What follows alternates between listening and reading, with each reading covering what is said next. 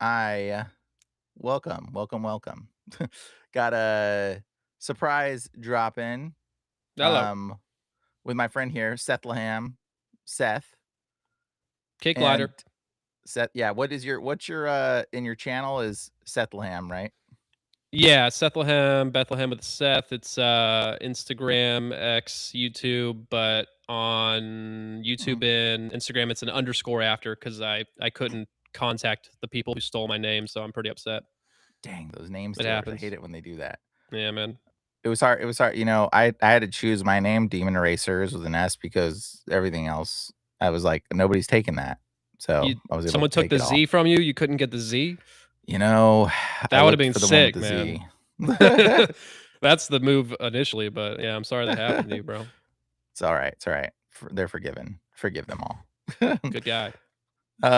So anyways, I've got my friend. We talked a little bit yesterday Oh about yeah. some stuff. I spoiled you too much. I shouldn't have given it I all away.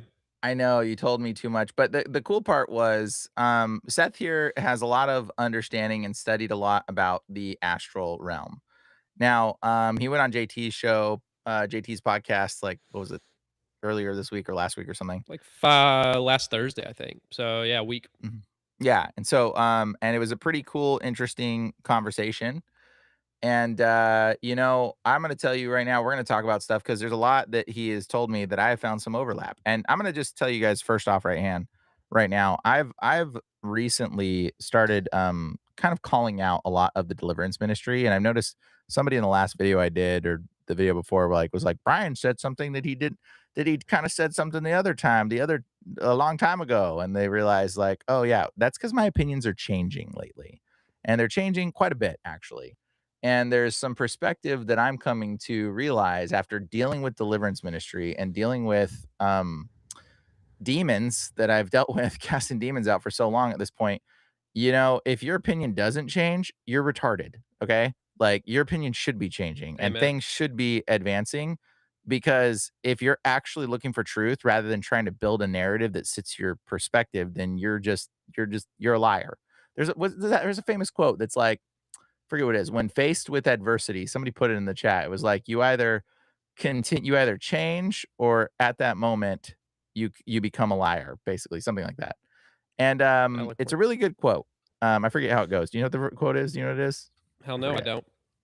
Well, it's something interesting. So either way, my opinion's changing. And this is because I've learned a lot of these things, and some of the stuff Seth was talking about, I was like, dang, I know these things. I've experienced this stuff and came to these same understandings. So, we're going to talk a lot about how a lot of the spiritual world is nonsense. Okay. A lot of it is, there's a lot of Shenanigans. a lot of spiritual nonsense, and it's ridiculous. And so, it's very dangerous actually because it's leading people astray into all kinds of woo woo stuff. It ultimately leads people into witchcraft and pride. And when it comes to deliverance ministry, I've noticed that most deliverance ministers are practicing channeling, which is evoking spirits or having something feel an emotion for you. And I most people know this, but I'm going to clarify this when I say channeling.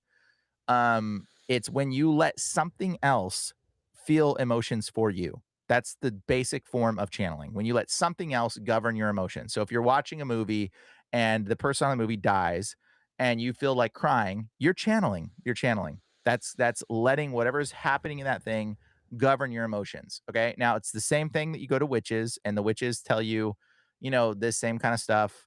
And you're like, where did you enter? Oh, how did you die? Oh, where are you from? Oh, blah, blah, blah. It's the same thing that you see in the deliverance ministry when people are talking about demons. Like, how did you get there? How old are you? Where have you come? Tell me your name. It's the same nonsense stuff, dude. And like, honestly, I've never really done it that much. I did it a little bit in the beginning, and the Lord like slapped me real fast and was like, hey, don't do that. That's stupid.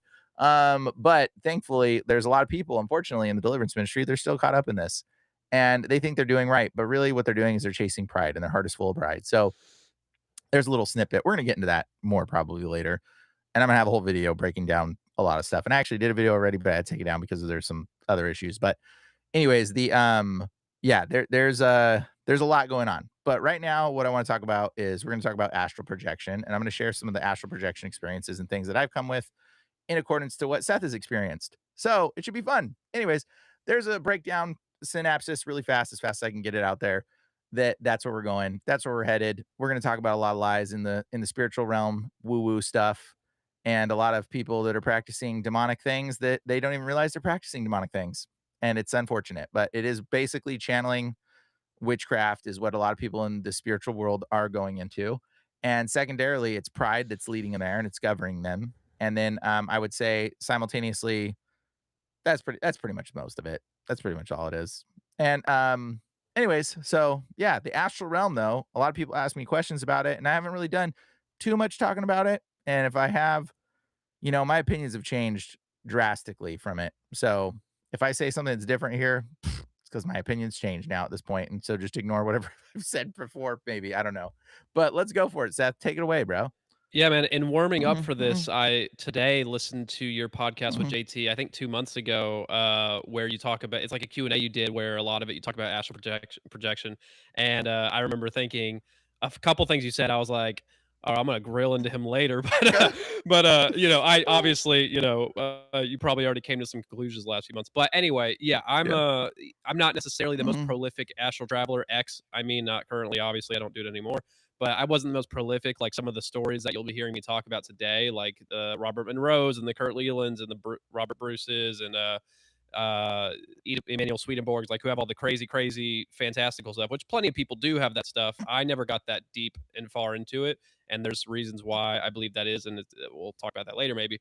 But yeah, I wrote this book. I guess I'll plug myself early just to get it out of the way. But if anybody's not aware, I wrote Spirit Realm Shenanigans and Unhinged Rand mhm, exposing the psychic fabrications of discarnate mhm, dweebs and Nephilim nitwits. And it's yeah, it's got a lot of dumb guy, mhm. stupid comedy in it to keep the brain rotters interested in reading because you gotta feed them a little bit of the good stuff to keep them learning a lot of dark information. But anyway, Yep. I wrote this book and astral Wait, did you travels. put I'm not in there, right? You You're didn't not. bag on me in there. Oh, I Okay, bagged good. on so many people, but you didn't make the cut. Dang, You'll good. you'll All maybe right, be in that's the good. next edition, though. All I'll right. see what I can cook up. Hopefully the but non the non-bagging sense. Yeah. we'll see what happens. Okay, We'll don't see. mess Yeah, up. we'll see. Yeah. So yeah, man, I wrote this book, and Mhm, in my part one pod material, I'm pretty repetitive, and mhm, I try to cover the same material and see wherever the host takes it because I like to venture off in crazy areas, which I know you can probably do pretty well. But mhm, yeah, I wrote it based on mhm. not only my own experiences, but I read a bunch of the top astral traveler books, and I spend 80 pages in my book breaking down Robert Monroe's trilogy, each three books, and then Kurt Leland's Otherwhere.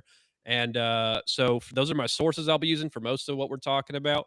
But there is plenty out there that And is Robert covered it. Monroe is the government dude, right? Well, he started the Monroe Institute, which is like the Harry Potter psychic wizard school, which is, allegedly connected to some MK Ultra programs, if you believe any of the survivors. But let's not get into that right now. That's alleged, Mhm. and yeah, it's just got a lot of sketchy stories I've heard come out of it, and they teach you how to go out of body, remote view. Is it They're still connected. going on? Yeah, yeah, to this day. Wait, Now is it the one in Arizona? Is that the one I that's don't know like where it is. I forgot. I think it's in Arizona, but I don't remember. I think it's like in the desert somewhere, right? It's I don't know somewhere anyways. it's somewhere where the magnetic field is very, strange probably, They but, say, yeah. but yeah, man, he's the most Mhm, influential out-of-body traveler and author, well, yeah, out-of-body traveler and author, in the field. He's probably pushed more people into it than anybody alive. It used to be more occult and mhm, underground and, secret society type stuff. You'd have to really look for it, but now since the internet age, it's really gotten into the somewhat mainstream of the spiritual world, and now even more so every day. So yeah, my whole short spiel of what I believe, which is somehow I don't hear anybody else talking about this. I've heard people allude to it in small ways, but not with the unified theory, which I'm trying to present here. But I believe the astral realm that we visit. I'm not saying there's no spirit realm. I'm just saying whatever we visit during our out of body travel. I'm going to say 99.9% of it, if not 100, is controlled visions. If it's from God, that's one thing, but these are divination, occultic. I think it's entity facilitated. I don't believe it's a power you can grow. I think it requires an entity attachment. There's reasons for that. And if you're doing divination, you're going out of the body intentionally. You are consenting to a demon to hijack you and pull you out, and mhm, then take you on basically a lucid dream world where literally whatever you can imagine, whatever they imagine, honestly, because it's them. they're reading your mind simultaneously so they can work around and generate based on what they're reading off of your mind. So it's very real time, very instant computer like VR in that sense. So it's a And demonic hallucination is what you're saying. essentially, but there's different levels to it, Mhm, different levels of senses. Like remote viewing is a lower sensory mhm, version of it. It's not as immersive, but it's the same thing. So if mhm, astral travel is discontrolled, then it's easy to say, okay, well, remote viewing is even more easily controlled, and there's biblical backing for that as well, which I talk about near the end of my presentation. But yeah, man, I think it's all controlled. I think it's to. I don't like to use the word, but I say to a godlike degree, as far as like I'm talking not just everything around you and the senses, sight, smell, hearing, whatever, which you don't always have all five senses, but sometimes you do. But I'm saying they control your lucidity levels. They can make you less lucid, more lucid. They can mhm, fill your brain with thoughts mhm, and guide your thinking very heavily, which is admitted. They can guide your destinations, physically move your body. Whenever I was going out of body, it would be hard for me to move around where I wanted to go. Sometimes I'd go somewhere I'm not even trying to. I'd actually try to go the opposite direction, or I'd be falling into the earth, looking above and seeing my see-through house. And everything's see-through, but only whenever it's like selective. It's not everything see-through. It's weird. And I was going underground falling, and I tried to keep floating up, and I couldn't. And I'm falling under the earth like hundreds and hundreds of feet. And then finally, I like get pulled up, but it's like mm, I felt like I wasn't doing it. You know, it's like tons of just you're trying to mm. move around with your mind, but it's a lot of like you're clearly being moved You're around, and being carried. they admit to that. You know, Mhm. the people. I'll Wait, read question real excerpts. quick. What's up? Everybody, is his microphone doing okay? Because it's popping like crazy over here. Oh, is it? Yeah, I don't know if it's your headphones somehow or what, but every time you Maybe it's talk, it's that like phone. I'm gonna just move things around. Tell me if it keeps happening. it's like really poppy. Oh Um, no, ghetto. I'm gonna yeah, it's like unplug this and see if it yeah, works. unplug it and plug it back in. Maybe it'll fix. All Hold on. right.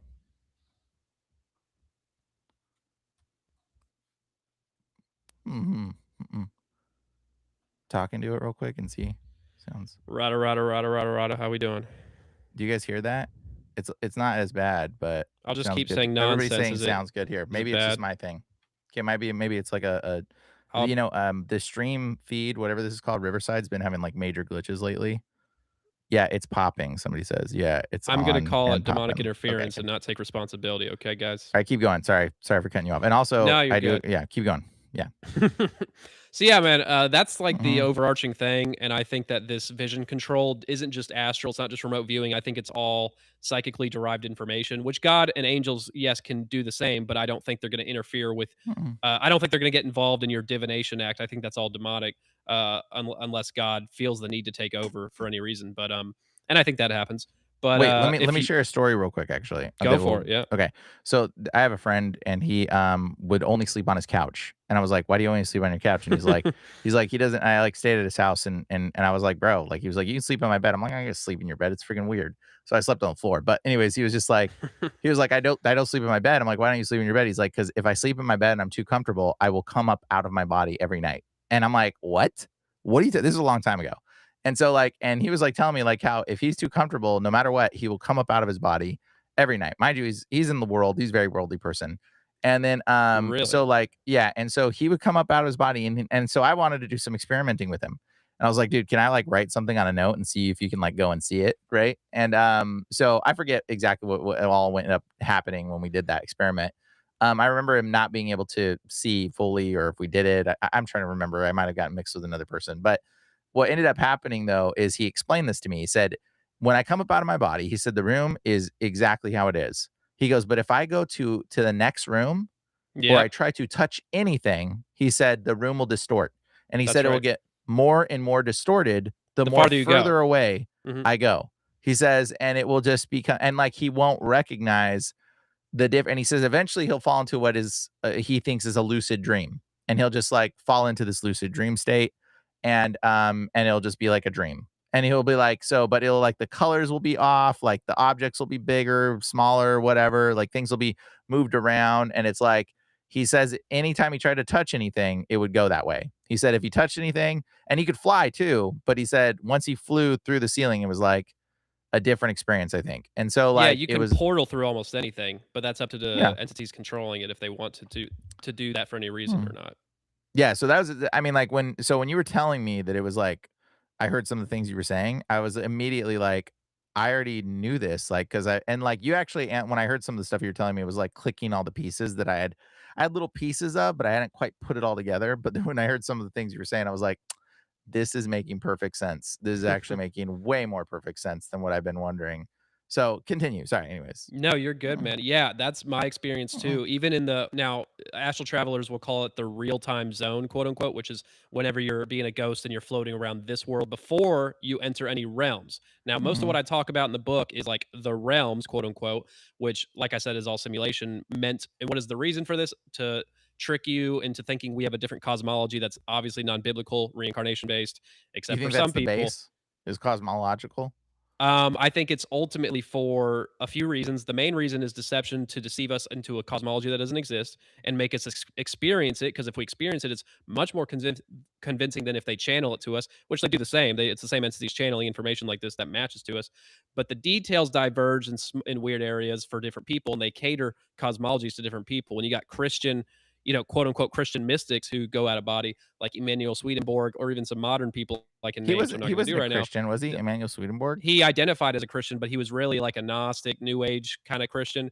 But he liked Mhm. Jesus, but he was, it's one of those kind, very New One of those Testament, guys. very New Testament only kind of guys. I'm from what I And remember. But they and he's would dealt give with a him. lot of schizophrenic people, by the way, as well, I I don't think. doubt it. Yeah, but he would describe things differently than the New Agers, because you got to keep in Mhm. mind they're catering to his beliefs that he's stuck in, and they're going to expand the stuff that he's like iffy about. So he's stuck on I love Jesus, and I like the Bible, even though I think a lot of it's metaphorical, symbolic, whatever. So you can kind of change the meanings there, but that's what he's stuck on. So they framed it around that and then expanded the rest of the stuff from there. That's what they do. They cater to what you already believe hardcore, and Yep. they change what they know they can change. But if they give you something that they know you're going to deny, they're not going to do that because they can read your mind, and they admit they can read your mind in many ways throughout the lore, which we'll get into. But Yeah, no, one other thing I'll tell you right now is that demons, from my experience, love, love, love, love, love to make up stories. In fact, it's their yeah, favorite they're thing to actors. do. They're actor, okay? Tor is the bull, right? Okay, so act bull, actor. But anyways, they love it. They love it. They love making up stories. They love fascinatingly creating these narratives that and I believed them in the beginning. I was like, "Oh, I dealt with this guy that was like this woman said she was a descendant of a Nephilim, blah, blah, blah, blah, blah. And I like believed this bull crap at first. And then I started to look into it and I was like, there's no freaking way. And then I really started to question it. And I was like, okay, something's not right here. And so, but they love to, make up stuff. And and like, just so you know, like there it's convincing sometimes. It's It's pretty elaborate, convincing. yeah. It's very yeah, and they'll have, like, facets of this stuff, so it's like people like, what's that one guy that I called out that's, like, goes on that show, The Confessionals, and he's, like, said, "Oh, I ate children, and I was a wolf," and, that Oh, guy are you talking about, shoot, I know who you're talking about, the wolf guy. Well, there's a couple wolf guys that go on that yeah, they show. yeah, Not Wyatt Coates. anyways, Wyatt Coates was the had sex with Satan guy, but I thought it was Jesus. He's no, he's not he's a a lot nice of guy. these people that make up they tell these really elaborate stories about the Nephilim and all this stuff, and there's underground bases and blah blah blah blah. And you Bro, hear those I've key been around words and it. you're like, "Oh, I love that stuff. I know it's true," Yes. Yep. so Yep, exactly, and I've been they around it cater long to it. enough. I've been around yeah, exactly, and so I thought at first I was like, "Oh, this is amazing." Reynolds, there you go, somebody commented. Yeah, Yeah, yeah, Ryan Reynolds. yeah, Nathan Reynolds, and so, like, but the thing is, when you realize, like, demons love to make up stories, that dude's got a storytelling demon all over him, okay? And, no offense, Nathan Reynolds, we can talk sometime, and we can hang out, and I'll explain exactly what's going on with you because you're dealing with some major demonic, infiltrations that are giving you hallucinations and stories, but that's what's actually happening. And there's so much evidence to that. And when you start to cast out demons, you'll recognize the patterns because I've heard so many fantastical stories. I don't even talk if you haven't noticed, guys, I don't talk about all the stories I talk about with deliverance yet. I've been doing it for like 4 years. Why? Because something in my spirit was like, I don't know if that's true. I don't know if that's right. I ain't gonna talk about that. But like, let me tell you what. They love, love to make up scenarios and stories, and it keep elaborating on them all the time. Anyways, continue. No, Sorry. I hear you, man, and I'll expand Mhm, upon that by just saying, I don't think mhm, I mentioned it yet, but a main thing to this mhm, entire concept is, yes, it's astral travel, it's psychic contact of remote viewing, but it's also past life memories, secret space program mm, memories, water kingdom memories if you're underground and get into that weird stuff. or Water even like Kingdom is not the real. SRA moon trips, going to the moon and all that. Like I'm not saying no one's ever been in the moon, who knows, but I don't think all these people have, for whatever reasons they claim. And I don't think these people are lying. I think these people are getting downloaded fake memories. In this astral, Yes. they have full control while you have semi autonomy, but doing a download of a fake memory where you have no autonomy and experience that is much easier for them. And it'll Oh, you'll find out they can implant memories and control they memories. admit I've to it in seen various yes. ways. Bro, I've literally witnessed it one time. Like, I literally was praying for a friend, had another friend over, demon started manifesting, spoke through this guy, started speaking Yeah. Arabic, some little white kid, and he goes over to our mutual friend and he touches him on the forehead. And my friend's mind just went like, "What?" And then afterwards, the next day, I was like, "Hey, how's your buddy doing?" And he was like, "What are you talking about?" Completely wiped his mind, completely wiped Yeah, the man. entire event of him speaking. And I was like, "Do you not remember where you were yesterday?" He was like, "Well, I remember going to your place, but what happened?" Totally blanked his mind out. And he like couldn't even remember. And I was shocked. I was shocked to witness that because I've witnessed it. I've witnessed it several times now at this point where demons will just touch a person or just somehow they wipe the person's memory. All the time. Happens all the time. Yeah, no, and they have that ability to read and to write onto your brain in very many ways. Yes. And the thing is Mhm. with the SRA people, Mhm. it's really complex because I believe like the vast majority of the abuse stories they have are probably legit. I mean, I'm not saying they've Oh never no, they're planted not. a They're fake one. not. No, I'm not gonna. Okay, I say that loosely to be like I don't want to You're trying to offend be I don't yes. want to offend this group who I can't say for Mhm. sure how much Okay, is well, what. I'll tell But you. when it comes to the more elaborate sci-fi stuff and Uh-huh. some of the more like, oh, I died and then got cloned and then this, like whenever I hear that stuff and they believe Immediate. it, and I don't think Yes. they're lying. I don't think they're nefarious at all. But No, it's no, no, sad no. because what the point of it is They've been one, convinced of that yeah, reality through the demonic influence. And so yeah, I deal with a lot of people that come on my calls that I've had to deal with that have been through satanic SRA kind of stuff. And I have to explain to them like, look, dude, some of this stuff is not real. And actually it starts off, some aspects starts off real. And I'll tell you how it starts. It starts usually by their parent molesting them. And then yeah. what happens is that opens up a doorway. And then all of a sudden it creates this chasm where the entities come in. And then suddenly the brain is just like let loose by this demon to try to Yeah. justify and bury the experience of terribleness where they were molested in the first place. And it's And literally one also little thing and then boom. yeah, and So then also it's not to believing that devalidate their experiences. Like some of their no, yeah. experiences are valid, but it will oftentimes become elaborated evaluate hallucinations essentially the demons are putting into their mind. And I see this all the time. Yeah, and it's a Mhm. double-edged sword there because if you hear these Mhm. testimonies, you hear, you either hear the crazy stuff and then you go, "Oh, well, it's all not true then," and then it makes it Yep. delegitimize the whole thing, and if you believe all of it, which is the only alternative really, unless you're going with what we're saying, then you Mhm. are now believing all the crazy disinformation coming along with it, which is often very Gnostic cosmology when you get into the more sci-fi and outlandish stuff. It's very Mhm. Gnostic, often. So Interesting. it's you can't really win unless and see the truth unless you're seeing it from the middle, which is it's a mixture of reality Yep. with a lot of implantation. And Yep. we now have a lot of And signs. If you break down what I do in my book, is what I try to break this down very elaborately. It's and they complex. want Not a lot of people are gonna. you're spot on, bro. And like honestly, like this is literally what I've had to do. And I have to talk to people all the time when I'm dealing with deliverance calls and talking to these people and trying to help them. And I'm like, I don't know if that happened to you. Like I'm gonna tell you the truth. Like I think the demon has planted that thought or that memory into your mind. And I know you think it's real, but I'm gonna tell you right now, it's probably not real. And we can pray about that and ask the Lord to reveal to you the truth. But that's really what's going on. And it's really sad and it's really unfortunate because it does plague a lot of people. This does consume a Yeah, lot of people.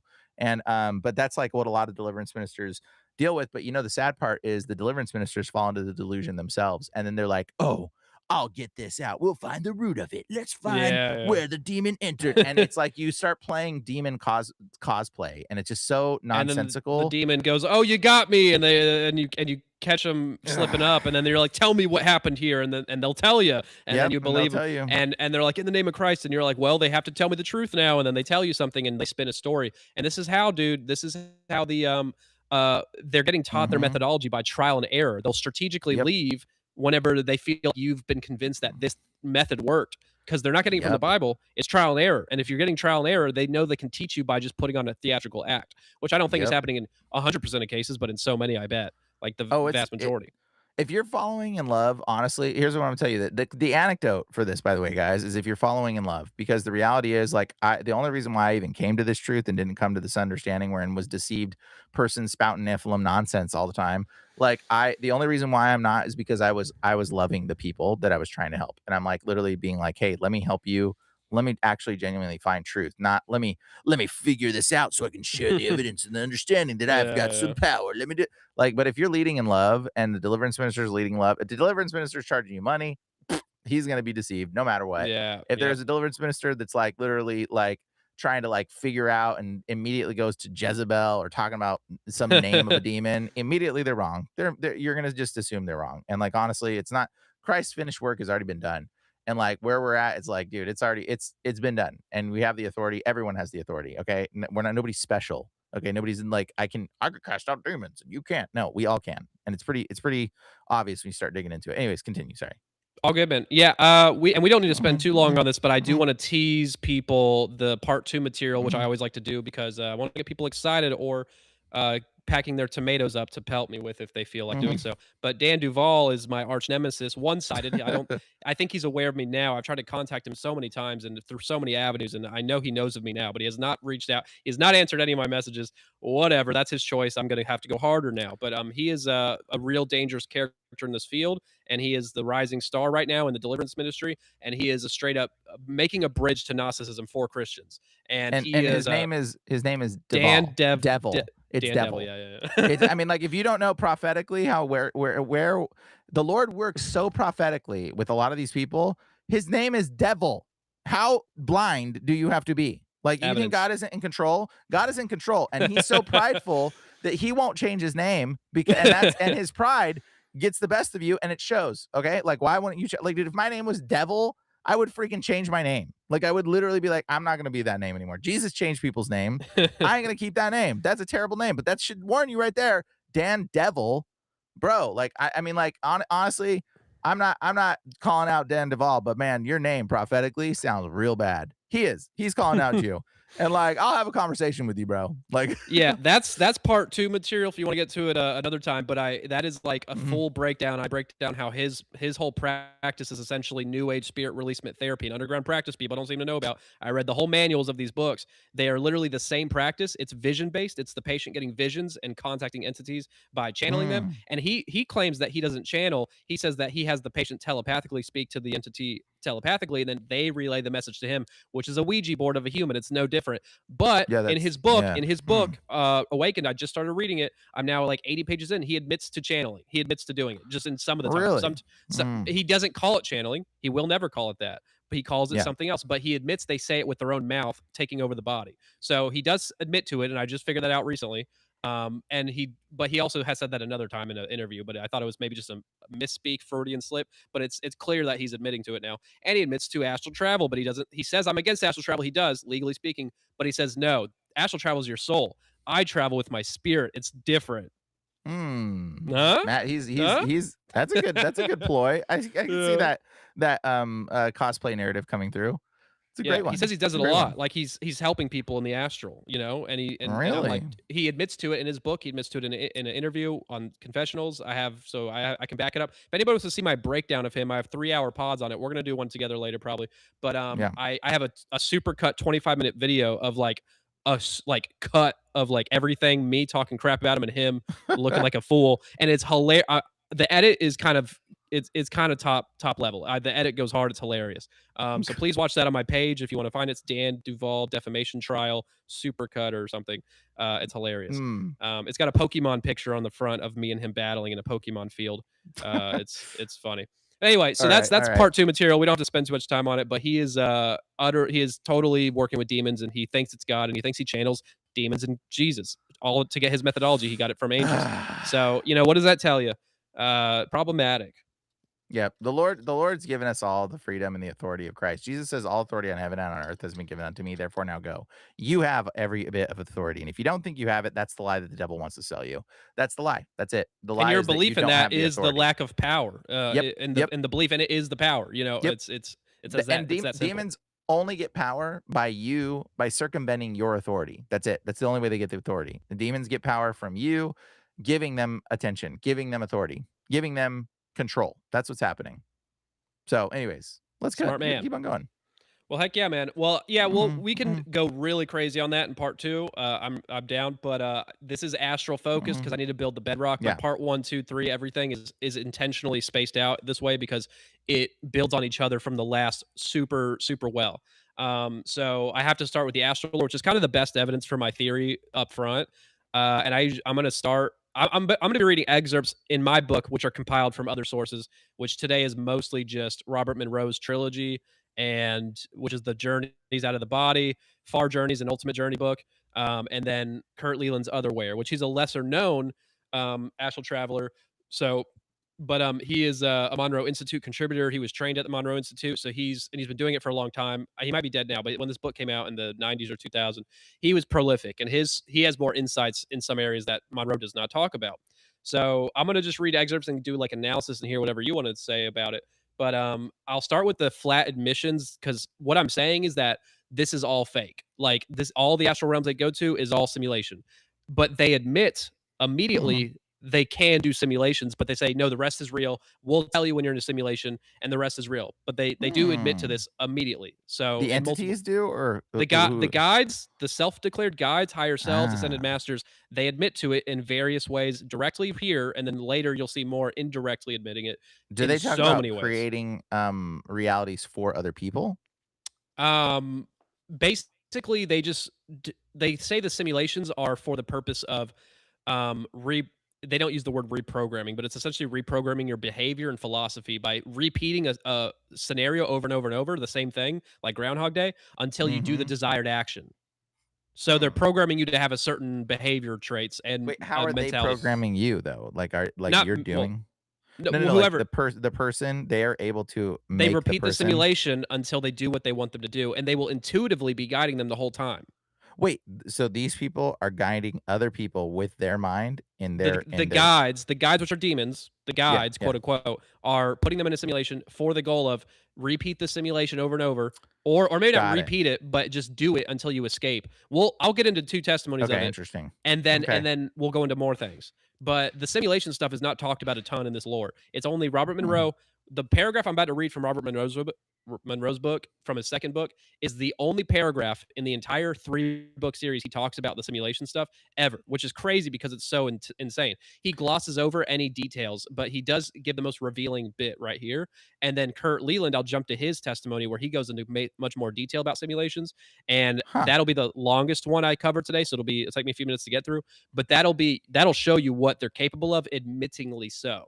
Okay, What now? so One of my friends that you were talking to also had a experience where she was stuck in a witch prison where she was repeating the same simulation over and over and over. So hi I think it's Natasha. very fascinating. Yeah, I think it's very fascinating that Yeah. that's yeah a thing. That's well, they can So yeah, time dilate the hell out of anything. They can, salvia. When you live 30 years as an air conditioner or fence post, you have to hear stories like that on salvia, and it's a few minute trip, and they last for like 30 years. It feels like it's not 30 years, but it feels like you're living a whole lifetime because they can time dilate it, and it doesn't really, I think, feel like that long. It just feels like it just forever. Because I feels I yeah. did DMT, and the third time I did it was torturous. It was awful, and I was just getting messed with in very elaborate ways, and I Did you felt were you aware I when you entered the third time? where I was I what? Were you were like spiritually becoming aware the third time?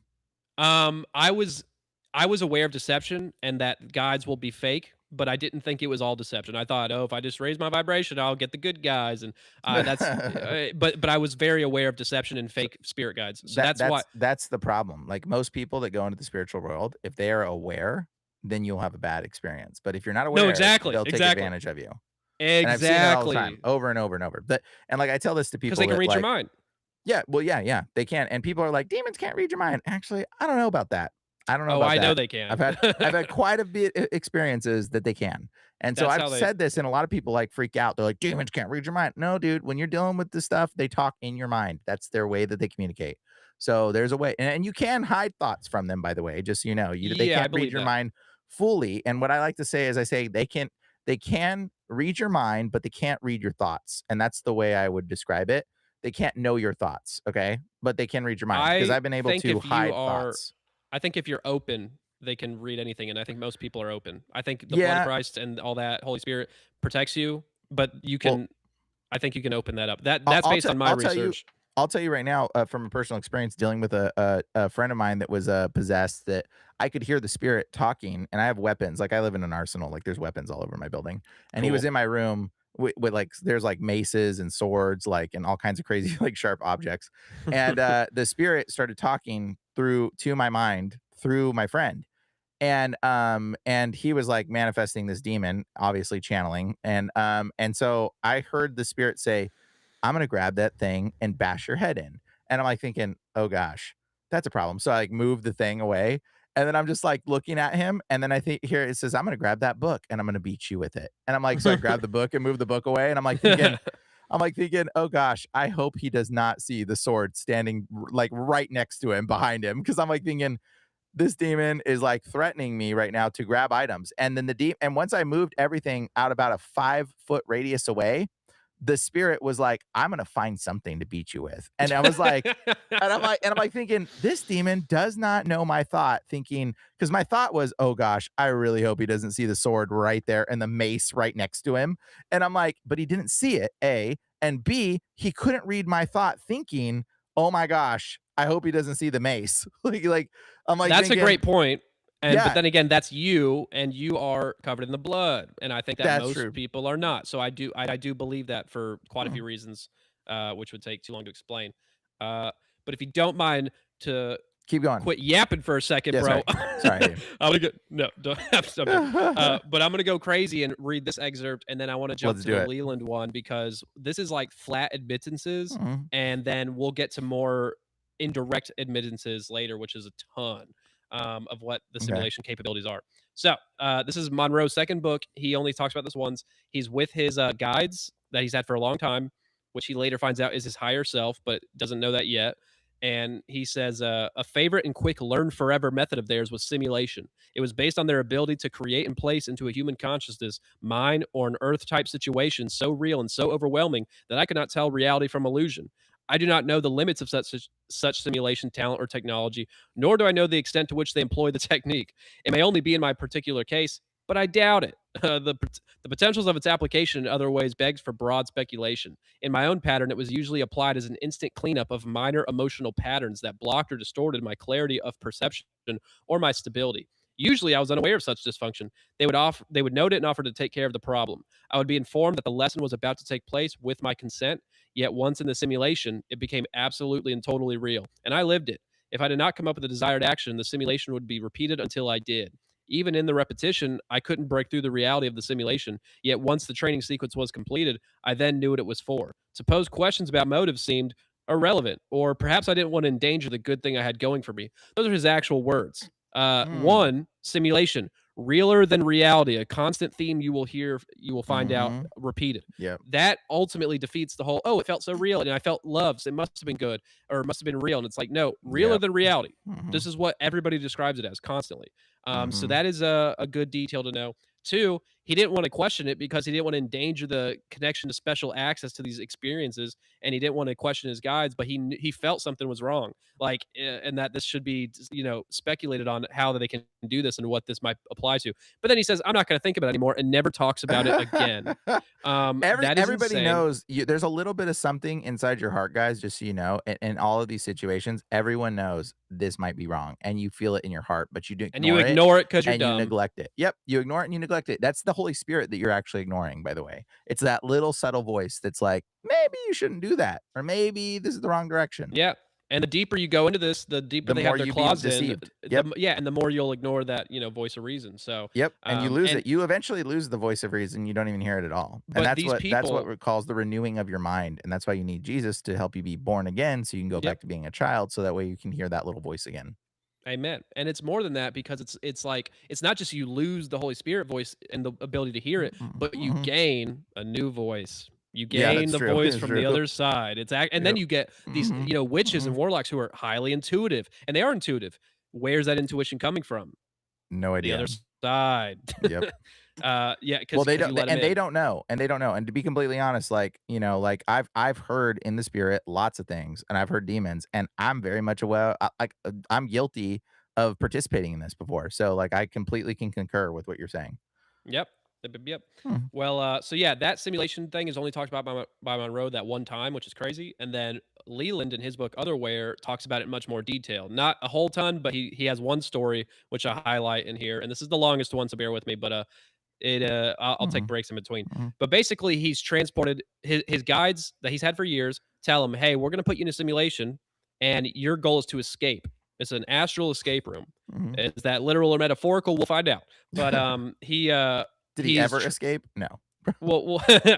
we'll get there. But what did he do? He was transported instantly. It's always instant transfers. You'll see it's a common theme. It's effortless, like no flaws in the simulation, no like glitches.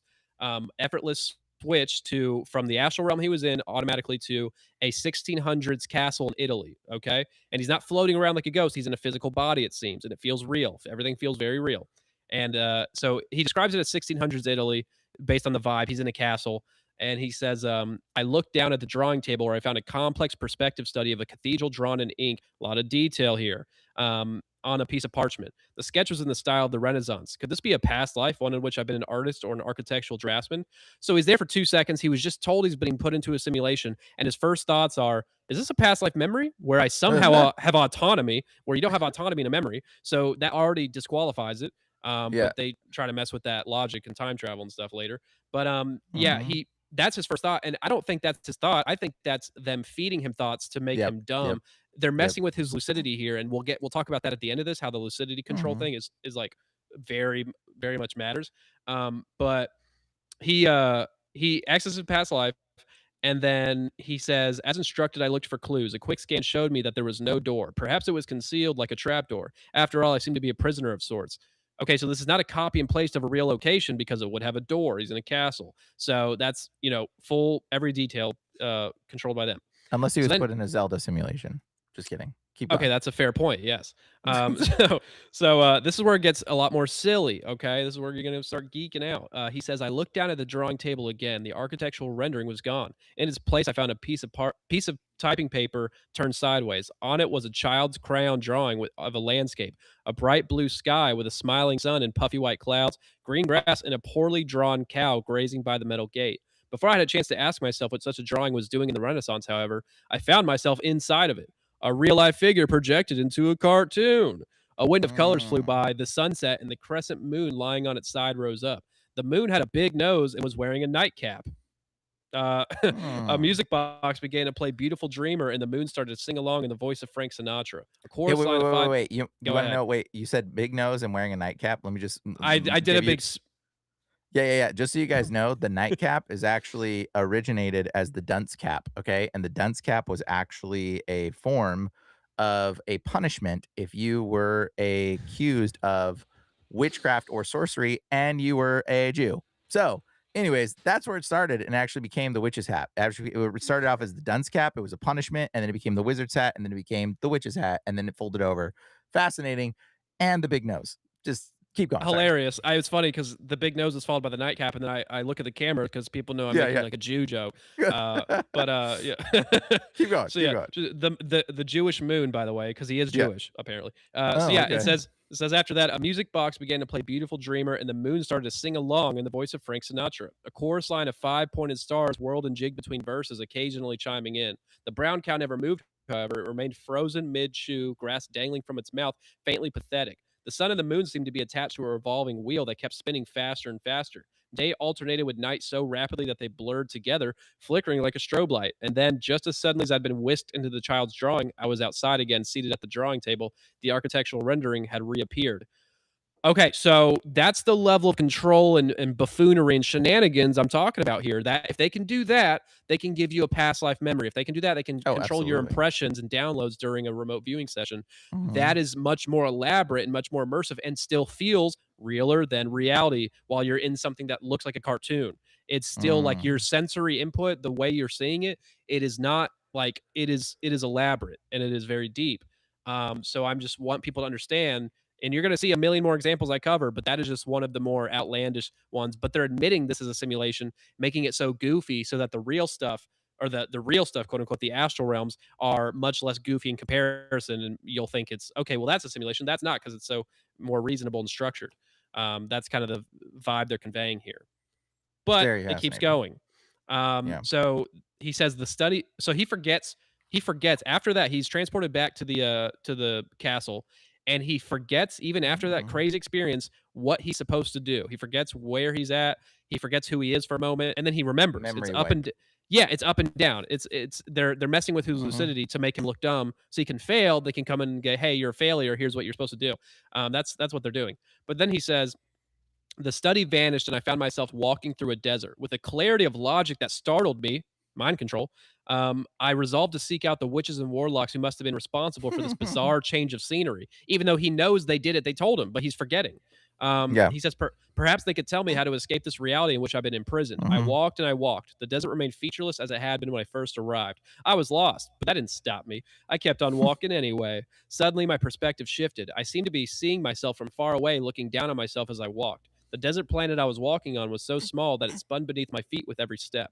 I was wholly responsible for its rotation. I panicked. I began to feel that I would be trapped in this barren reality, wherever and whatever it was, forever. Without transition, I found myself back in the architect's study. So there's a narrative still forming. It's not just like a random trip he's having, and you're about to hear what happens after. But he again, after this, forgets who he is. He believes he's the Count of Monte Cristo from the book, which I think is a fiction, but maybe not. But it's not him. He thinks it's a past life. He's the Count of Monte Cristo, and then a lady comes in through a trap door, and it's his guide in a human form, and he thinks it's his lover coming to rescue him out of prison. And this is all implanted in his Mhm. brain. I don't think these are his natural thoughts. I think these are implanted in his brain to make him look stupid, so they can come tell him the business, which is they're about to do. Yeah. And a side note, I'll tell you another thing about witches and warlocks. A lot of people in the deliverance ministry think that witches and warlocks are like hunting after people all the time. They're Yeah. not. Okay. They are not. There's not a bunch of people that are like, we're witches and we're ready to attack those Christians, and you need to be on your spiritual guard all the time. And like, bro, you know how many things I've dealt with? The people in the deliverance ministry think there's witches hiding in the bushes, like following you, and they think an owl outside their house is a demon or a witch converted. And like, dude, They're that's on not how it TikTok and is. gooning. That's what they're doing. Yeah. I don't yeah, terrible, but that's not what's going on. That's ridiculous. The witches have no interest in you. Okay? They have no interest in you. Anyways, continue. Sorry. Yeah, man. So this one's almost over. Basically, what happens Mhm. is the guide comes in, who's in a Mhm. woman's form, and says to him, "Let me ask you something." The instructor said, "Where on earth are you able to walk through a crayon drawing while the sun smiles at you and the moon and stars are singing? Your study contains bits and pieces from every historic period from the last 500 years. We threw in everything but the kitchen sink to get you to realize this was a dream, and we finally had to put that in too. All you had to do was realize the utter impossibility of everything around you that you were perceiving and tell yourself you must be dreaming. So that's how you escape the simulation room, is just realize what's going on. Now, if they're controlling your lucidity and making you retarded, then it's not really a fair game, but it's not supposed to be. The whole point of this, now there's multiple reasons for this, but one of the main reasons here is throughout the book, they tell them the most important thing you can do in your waking life is go into the astral so you can practice maneuvering the astral realm, because you're going to need Mhm. it when you die, because you're going to have to know how to maneuver this place and get out of the reincarnation trap. And if you don't know how to traverse the astral realm, you're going to be looking like a doofus. So they tell you constantly, go into the astral. They don't talk about moral progression like at all. They say that's the most important thing you can do on this earth. And they also say, we chose you to write this book years ago. We You've chose been you, and chosen. you're supposed to map the astral and give it to the people so they can know and go out of body to help them. And that's what, and they said also, we did that with Robert Monroe, your favorite guy. We did it with him too. We chose him to write this book. So they're admitting to that in this book. Okay. And they're trying to get people normalizing it. Now, here's another Mhm. important thing, the lucidity thing. In the regular quote unquote astral realms that are not admitted simulations, they are messing with their lucidity. Sometimes they do. They will, and a point at when, but they do it strategically. They most of the time don't mess with your lucidity or keep it at a normal rate, because if you go into the simulation that they tell you is a simulation and your lucidity is all messed up, and then the regular astral realm is not, then that'll be more, because they're revealing their cards with this power. They're showing too much of their cards, so they have to logically go, okay, well, you're only going to be retarded in these realms. So now that you're normal and lucid in these other realms, that means they're real. That's what they're trying to convey. Okay, so this Mm. is strategic controlling and showing just their level of control and how deep it is and how Yeah, makes strategic they sense. are. So that's something that's very important here, because people will tell me, no, they're all dumb in that realm and not the rest. So that means it's real. I'm like, no, they control everything. They're feeding Mm. you thoughts. They're feeding Yep. you everything, Mhm. and that's because you gave up your sovereignty when you accepted this whole practice when you did divination, the most immersive Mhm. form of it. And, So And I'll tell you Yeah, right go now, ahead. just so you guys another story, is that I met a guy that was, having astral projection experiences often, and then he said, it's totally demonic," and he came on and talked to me, and he was just like, "It's completely demonic," and I was like, "How do you know it's demonic?" He goes, "Because one of the times that I had the astral projection experience, I woke up beforehand, and I could see the demon crawl into my mouth," and he said he watched the thing go up the wall, jump onto him, and then go into his mouth, and then he started to hear the ringing bells, which most people, when they go into astral projection, they'll hear ringing bells or they'll get a vibration in their spine or both. And he had, like he said, the demon crawled into his mouth and then he felt those experiences and then he popped up out of his body. And he realized from that experience on that whatever that was in the astral realm that he was going was somehow being evoked by a demon or something demonic was affecting him. So that was very fascinating, a clue to realizing that this is all completely demonically controlled. Anyways, Yeah, keep and going. there's much more clues in the Mhm, DMT lockout lore, which I save for later. We'll get there, but that is mhm, part of my presentation, and that's where a lot of evidence for that comes from. But yeah, I so another thing that is indirectly admittance of a simulation is rotes, ROTE. Now, this is something a word Robert Monroe, I call him Bob. It's a word Bob made up in his books that basically means a download. And everybody knows what a download is. And any spiritual encounter, you can have them in the astral or not.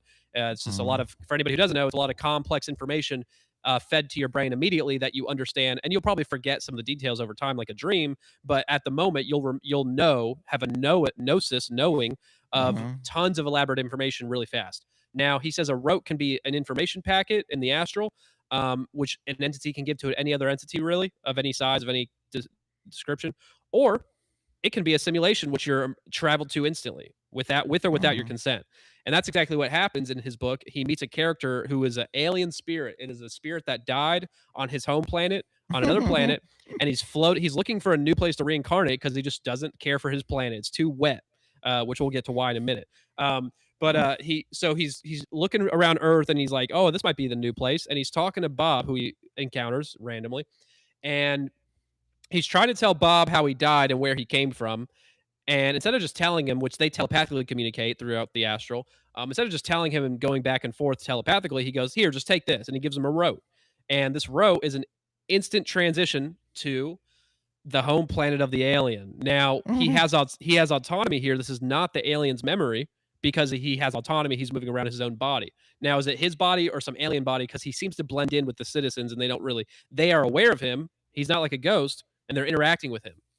So he's having like multiple awkward interactions with the citizens. He says it's like Earth, very similar, a city, military types, but it's not Earth, and it's like a little bit different, a little weird. So it's they're not very original with it. It's pretty close to Earth, and they're humanoid, but they're not humans, but they're close. So there's some sort of alien, and he's, I guess, in a matching body, but he doesn't really describe it. So he's walking around, and then he gets accosted by this military type who's asking him for identification, whatever, autonomy. Like I said, all of this is irrelevant because out of nowhere after that, a giant tsunami comes and kills everybody and drowns them.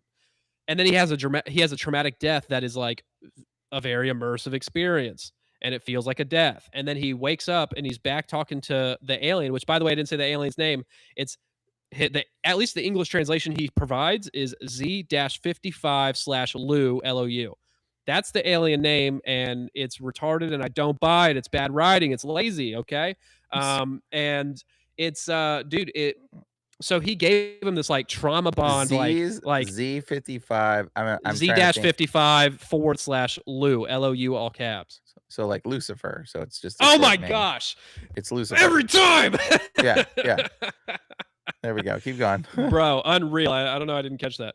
Hilarious. Okay. So They give anyway, themselves away with names all the no, time. all the time. They call themselves It's light funny. beings or legions of Yeah. light groups. Yeah, it's silly. Anyway, so he gives him this whole trauma bond, like traumatic death. He feels like it's, oh God, it sucks. And then he comes back and he's not in pain anymore or anything, but it was a traumatic drowning death he had from a tsunami.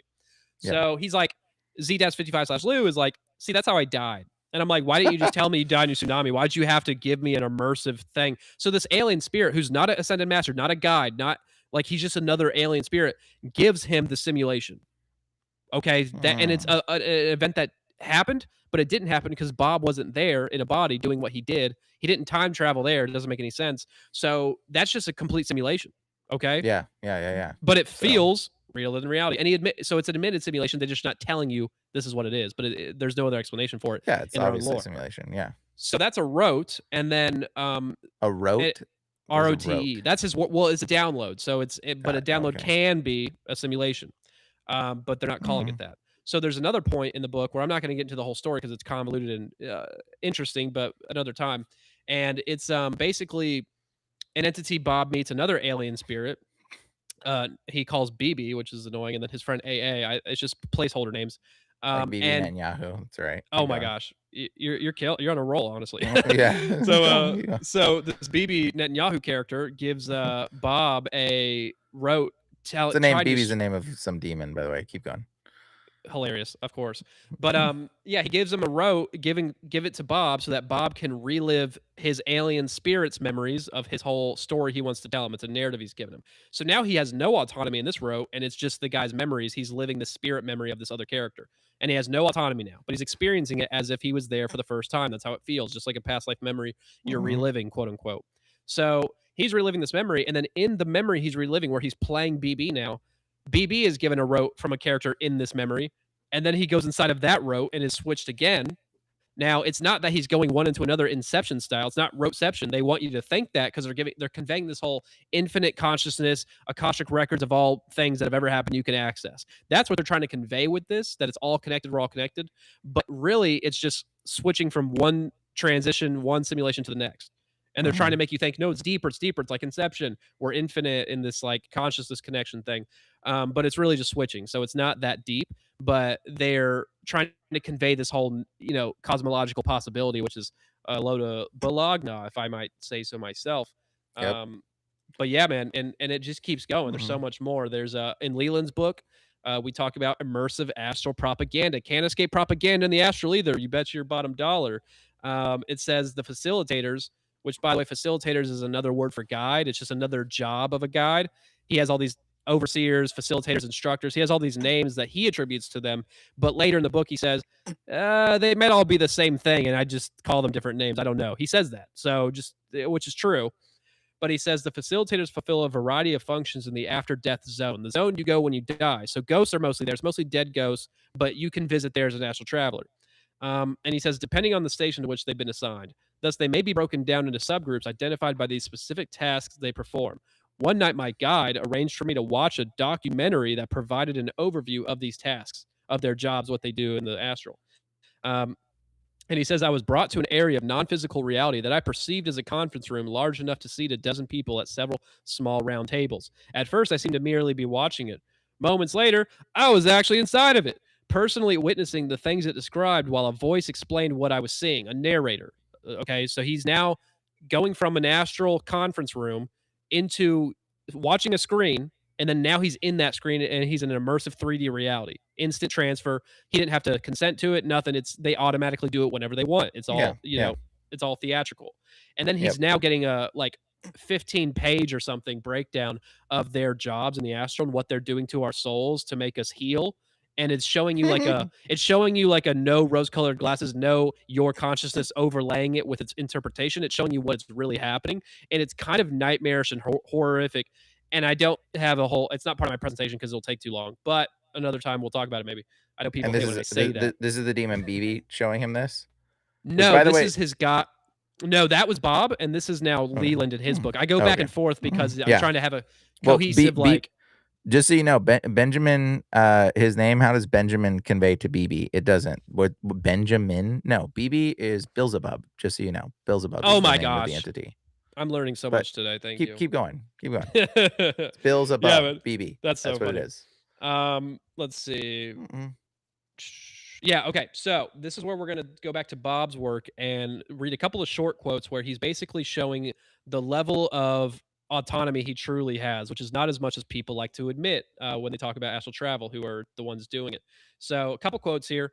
One of them, I call this gentle but firm hands. One of the greatest enigmas about this whole affair is that someone, or more than one, has been helping me from time to time in such experimentation.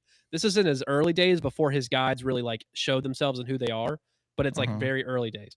So he says, perhaps they are with me every time and I'm just not aware of them. I do not know who these helpers are or why they're helping me. They certainly do not seem to be guardian angels. Their assistance seems to be more of their choosing and deliberation than of mine. They are rarely friendly in the sense that we understand the term. The feeling of gentle but firm hands on each side of me was very strong. The same hands turning me around to leave, much as one steers a blind person, could not have been more vivid. So he's telling you, I'm getting pushed around by invisible entities, and I think they're helping me. I'm pretty sure they seem to be helping me, but I don't really get to choose when they show up. And let me just tell you now, they're always there. They're not going to always show themselves because it's not strategically necessary for the moment of whatever they're trying to convey, but they're always there, and they show up to save the day sometimes when he's in Mhm. danger. They put on this good cop, bad cop Hegelian dialectic in the astral so that you think, oh, there's a bad people Mhm. I got to worry about, but that's not all of them. They're mostly good. They're carrying out all these characters and creating a whole story, a narrative, and it's all very well done. But he's telling you he's getting pushed around in the astral, like I told you I was. Like I felt like I was being Mhm. pushed around. This I'm is curious. Yeah, Somebody hit me. says they love your interview with JT, by the way. But Sorry, I'm I'm giving you gonna the same material basically. yeah, but what I want to tell you is how's it now? Like, do you get pushed around now that you know you've come to this awareness, or they've like basically just leave you alone now? I'm not Like going to if the. Oh, you mean like in spiritual warfare in general for me? like if you fall asleep and you go into a dream, do you end up popping Oh, into these places at all? well, okay, for a while in my transition to Christianity, which I still was a Yeah. believer in reincarnation for a good early portion of my Christian transition, and I had to eventually repent for that. And now I do a reincarnation debunk, and that's part 3 material. Spoiler. But and that's using the whole vision control concept grounded out. But yeah, man, I used to get pulled out of my body when I was not a Christian, when I was going out of body a lot. I used to get pulled out when I would anytime I nap. If I nap, dude, in the middle of the day, because and it's something to do about the ritual consent of it. It's not napping, it's because before when I Mhm. was going out of body a lot, I was reading a lot of channel material and I was reading the Seth material, no relation. Mm. And this entity Seth, who is not me. It's a And demon. I know it's a demon. I know that one. Yeah. And he in the Seth material it says if you want to get out of body easier, all you got to do is sleep 4 or 5 hours a night like a retard crackhead, and then my words, and then you will much, and then you take a nap in the middle of the day for like after you're up for a little bit, and if you nap after you do that. It'll be so much easier to get out of body. Then it's just a consent intent thing after that. And guess what? I got out of Yeah. body almost every time I napped when I was doing this ritual. I did it for Mhm. weeks and I was very Yeah, sleep that's deprived and I was like, "Ooh, I can read more books now and go out of body more and do all this." And I was reading a ton, mhm. and that was Yeah. like, "Oh, I want to read, I want to read, I want to read." And I read a million books, and but I was so tired, it was like not my brain was foggy and not working, and I was just being evil and having a dark mindset and filled with demon thoughts, Hmm. of course. But Well, and just so you know, the Temple of Set is actually a satanic, demonic temple that is like ran by the high priests of the Church of Satan and stuff. It's like one of the worst temples. And then Seth is actually where we actually get the Scythians. So the Scythians are actually this group of barbaric people that would kill people and eat their flesh and do all kinds of terrible things. And that's where you get Sith in Star Wars. So it's all actually connected in the same thing, but this is all a demonic entity. And it's Set. It's actually the Set is the Egyptian god. It's the same entity. So it's like these entities take on names throughout history and they just like change their name a little bit. And it's like it's the same entity though. And it's like portrays the same manifestations and behaviors oftentimes throughout the thing. That's not you, but that's what I that name deny is. the allegations. I plead Yeah. the fifth. Yeah, man. But yeah, I knew some of that. Now I'm more sad about my name, whatever. But it's also Change. like a Bible name that is a Yeah, less yeah. important character. But I'm everybody's great great great great great grandpa. But I guess who isn't? So it doesn't really count. But anyway, yeah. So he just admitted he gets pushed around at times, and we don't know how often, but it's implied a lot. And they let you have autonomy at times, but only when it's like not necessarily important. Mhm, And they're also guiding your thoughts, so you're gonna go where they want you to go anyway regardless. Maybe not 100% of the time, but that's when they push you mhm. around if you're not listening to your thoughts, which they are putting in your head. Another one I have little sections for all every. And here, I'm gonna mention something else too. Like you mentioned that like you when you force yourself to sleep, you're more likely to get into this sort of astral space, which is actually very true. And in fact, that's Yeah. actually known throughout cultures as a way of hearing from the Lord even. And now I don't know if that's also true or if it's 100% goes into the demonic space or what, but if you force yourself to sleep and you force yourself to try to go back to sleep, you're more likely to have some kind of spiritual encounter Yes. dream. Like and whether that's from God or from the demonic realm, who knows? I don't have an answer. I don't think anybody does. And to be completely honest, I don't know. That's it. Well, But I you mean that can't. does happen. You can't summon God or force your will upon him. He'll choose you No. and give you something if it's necessary for the kingdom, and if it's just for fun or for an experience for you to know something about the astral, Yeah, it's that probably a seems demon. probably, And yeah. demons impersonate Jesus and God, and in part 2 and 3 material, I cover that extensively and how they Oh, all the basically admit time. to it All the all the time. time. And Dan Duval's a prime example of how they because he's been talking Devil. to Jesus Dan for you. Devil. Dan Devil, yes, I'm sorry. See, The name so right. yeah, so yeah, man.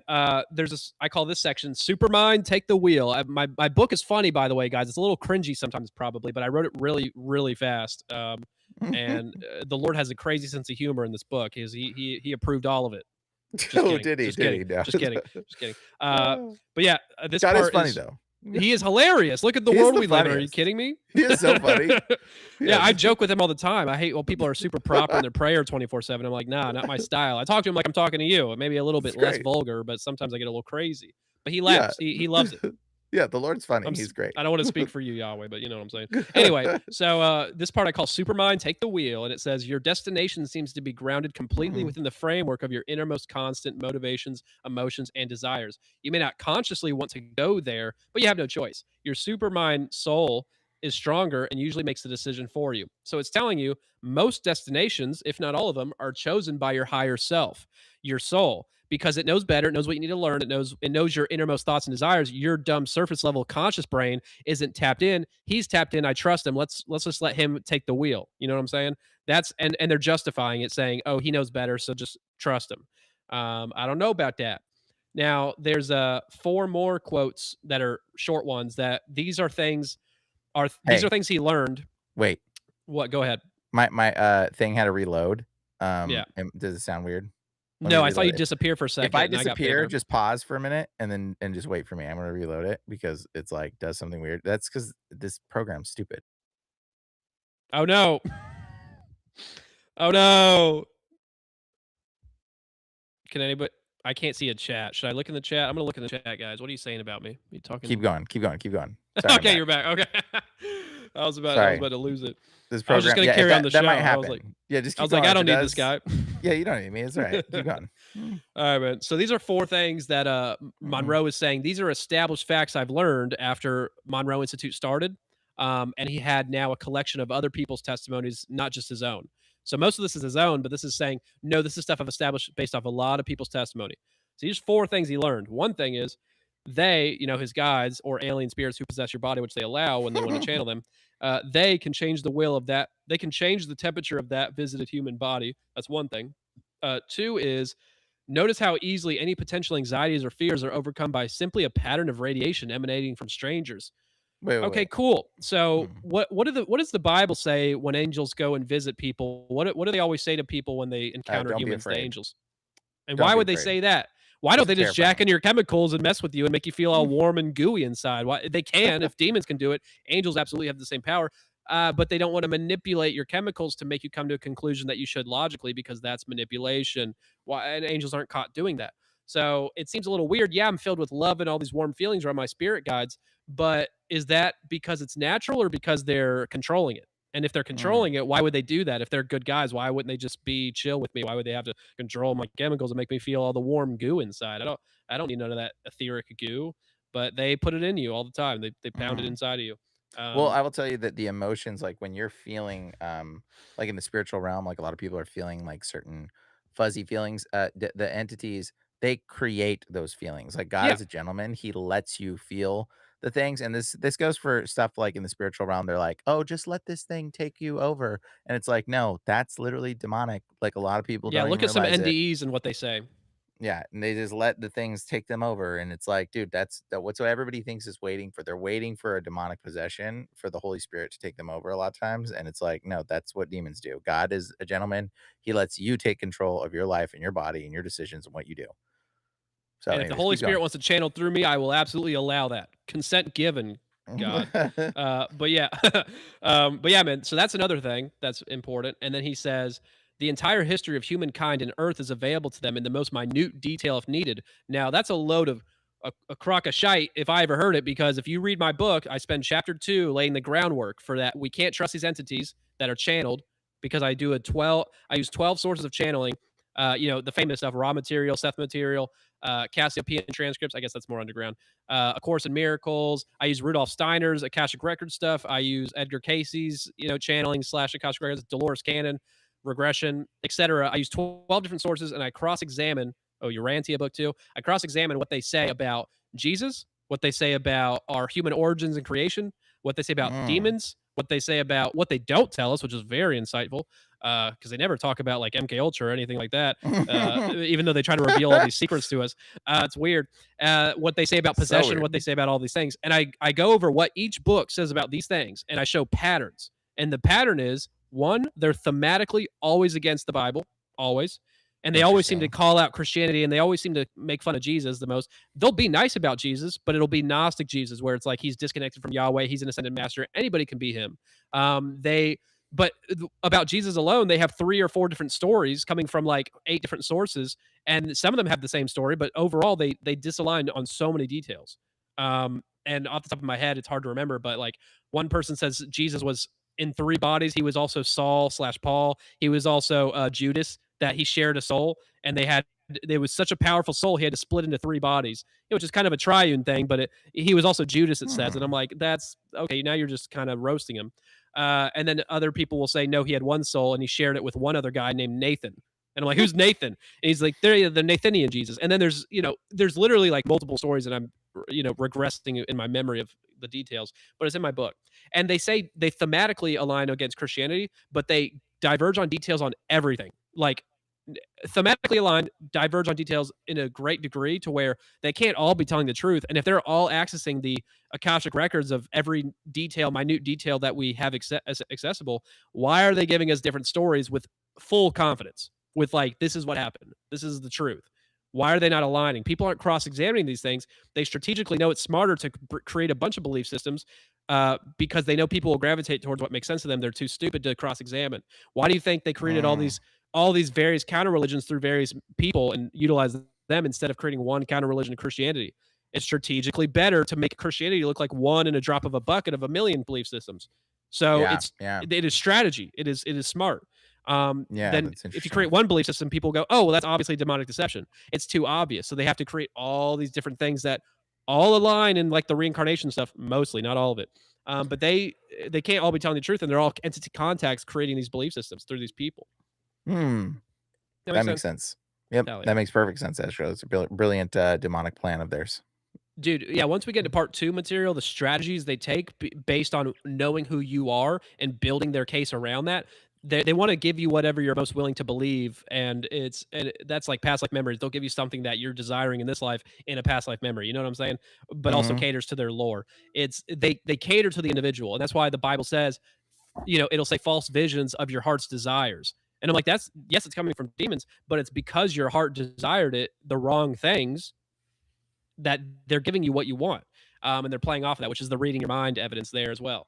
Anyway, so that's a rant, but there's one more thing he says here, which is not only can they utilize the vocal cords and breathing apparatus, but they can have total access to the memory storage lodged in the individual. Now, this is them admitting we can access your memory. Now, I think there's Mm. protection for people with the Holy Spirit, blood of Jesus. Yes, maybe you can open yourself up if you mess up, though. Have you? I don't know, but it seems that most people on the planet don't have that. So most people on the planet will have their memories access. And I'm going to read a quote here, and then I'm going to go on a really important rant that I think is important to make. But I'm going to read the quote really quick. This is Bob's book, page 146. Yeah. So this is Bob now going to penetrate the Akashic records, not of the world at this moment, but of his own memories. So he's going to go access his old memories from this current life that he forgot. And he says, from because he from wants to his old. remember his history. It's very narcissistic, the whole thing. But he Mm. says, I immediately encountered the expected, a layer or file, library or mainframe containing every moment of my life to date, with more pouring in that matched exactly my thoughts and actions as I conducted the investigation. That's pretty trippy and impressive. But Which also can be to some degree actually real. You can yeah, they can yeah. actually save your memories like this, which is fascinating, I've learned. Yeah, I think there is some sort of Akashic records of literal memory of everything, but I don't think that's what we're getting. No, Um, no, it's maybe a simulation of it, but Yeah, exactly. And they can give us that, but I don't think they're Hmm. going to if it's information they have, which they don't have Well, all they give a information. lot of people do get false memories, especially when you do past life age regression stuff. You're getting false Well, memories, like, that's all false completely. memory. Yeah. It's just No, it's that and all yeah, yeah, that's later material that I definitely cover in yeah, great detail. It's all in the book, a ton of yeah. it. And Um, even, like, age regression, they do age regression hypnosis oh therapy, and yeah, even that that some of stuff's that's false memories, and well they'll when you make you pull up believe the things. they'll pull up the altars and you'll channel 6-year-old you and then it's they talk like a baby and it's Ye really ye it's a dumb demon. Yep, But mhm, that's what I believe. But anyway, yeah, so he says after that, this was far more than memory as we consciously think of it. Upon selection of any given point in the past, I relived the event in every detail down to each minute sensory input, thought, and emotion.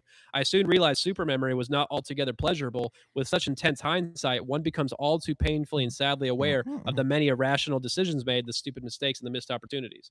Now, the implications of this are massive if this is literal, which I'm taking it as such, well, in the deception model. But it's saying demons or guides, whoever they are, have full access to our memories, thoughts, and emotions, and we can relive it with every sensory input, which shows the simulation control that they have. And also the reliving of memories, which feel so of your own, actually, well, they don't have to be. And they can feel that way either way. Anyway, the implications on the hive mind here is important because I believe personally that based on all the data in my book and all the deceptions they pull off, the only way they can pull off these deceptions is if they are part of a hive mind. All the aliens that people are abducted by, what do they all have? They all have telepathy and they all connect to each other telepathically. Now, yeah, is that just within the ship or is that within the local community or is it with outside of that? I think it's yeah, outside of that. I think it's all of them.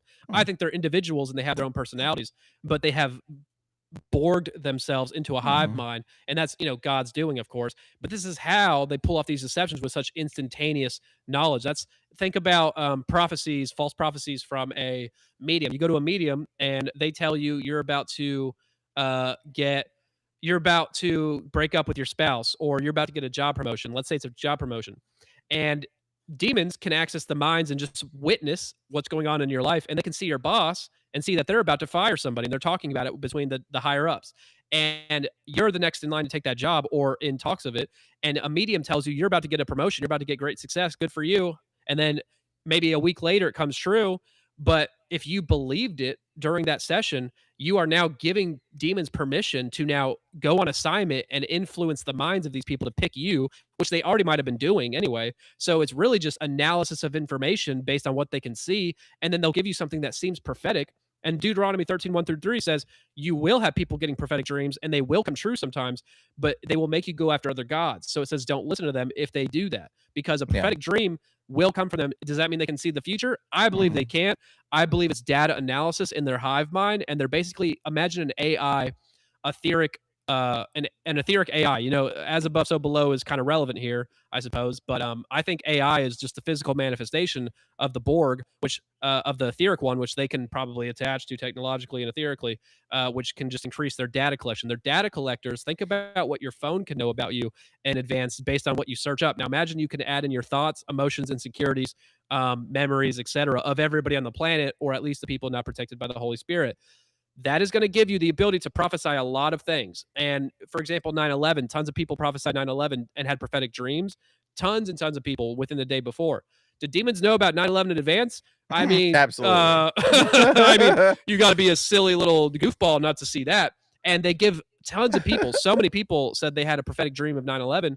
Um, and that's telling you, oh, and then people get that and they go, oh my God, I had a prophetic dream of the craziest event. That must mean my Mhm. consciousness could see the future, which must mean, oh my God, the New Age talks about this. I guess I better go investigate. It's a gateway drug.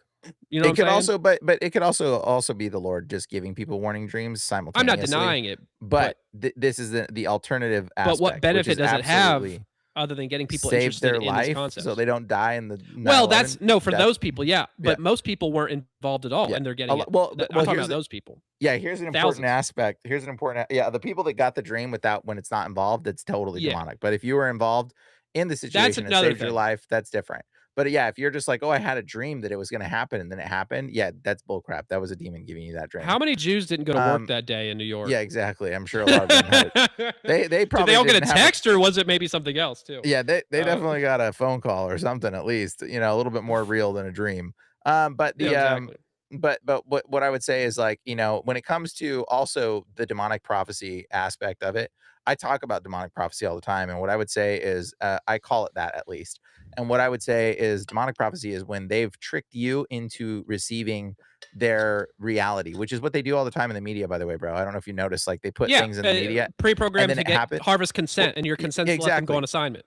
Exactly. So they do stuff in reality or in movies and stuff, and then you watch the movie and you go, "Oh my gosh, that could happen." And then you're like, "What if it happened?" Well, now guess what? You started prophesying it to Yep, happen yep, because you believe it, and then it therefore grants permissionable access for them to carry out that will. So they exactly. want us to prophesy these negative things to come to pass, so that way they can happen that way. Because if enough of us are prophesying this terrible whatever situation, they're somehow it gives them authority to create this sort of space of existing. It And I gives them don't the know to authority what to extent. try, not Yeah, because they yeah. don't always win, but it gives them No, no, authority to no. try harder Yeah, because they can now exactly. It's access because people's you're minds more. yep, yeah, and you're prophesying it. And it's like, and I'll tell you right now, I went around some woman that was totally demon possessed. And one of the first things that when I was dealing with this, I started hearing in the spirit, which again, totally demonic, probably don't do that.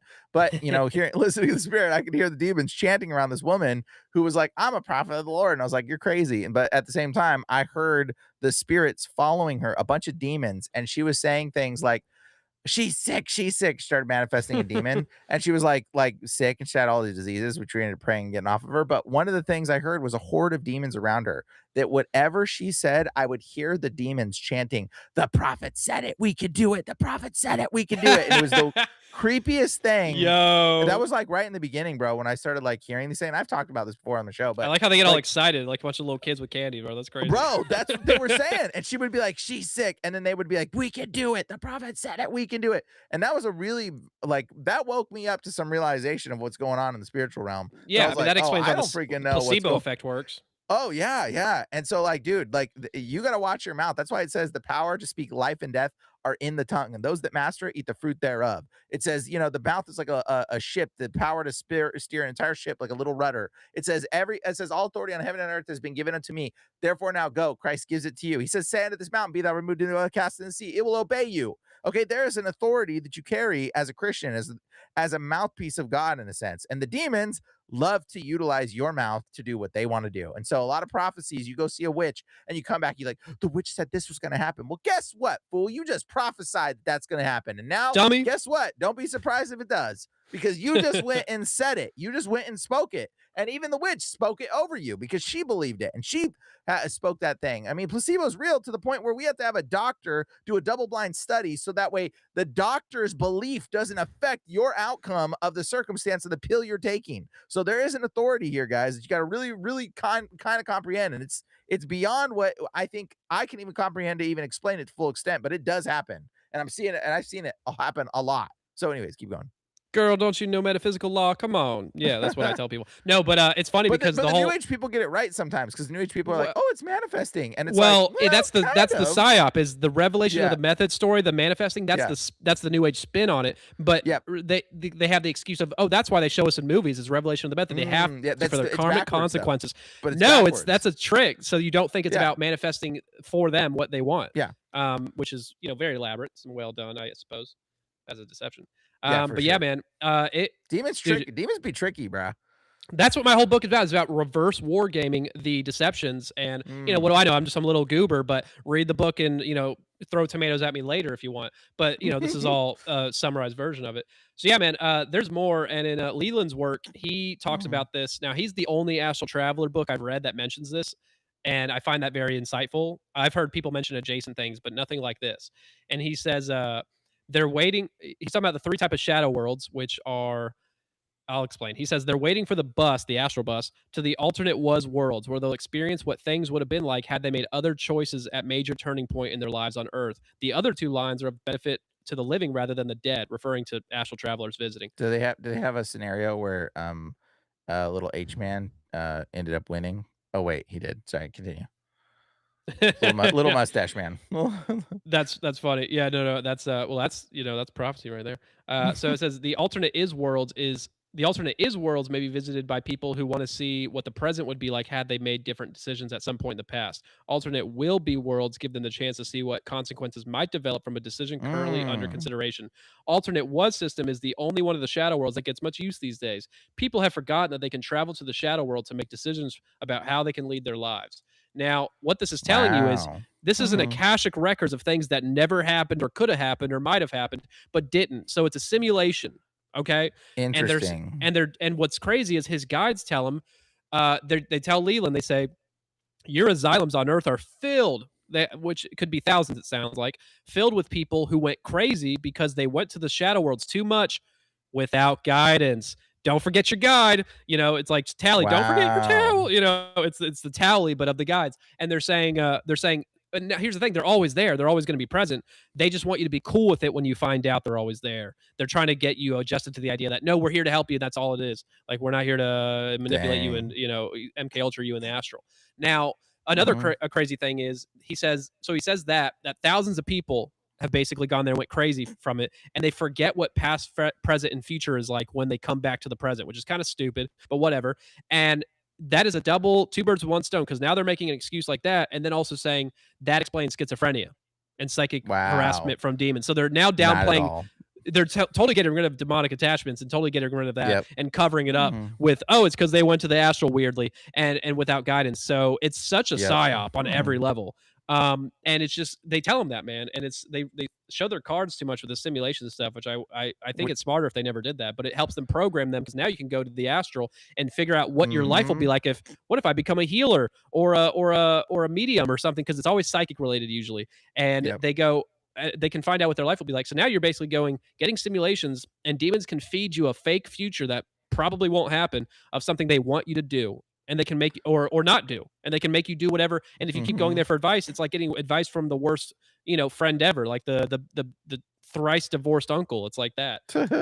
It's dangerous, man. So he goes there to figure out what he wants to do, and that's how he's been guided his whole life, not the Holy Spirit intuitively or anything. That's No, like us homies out here.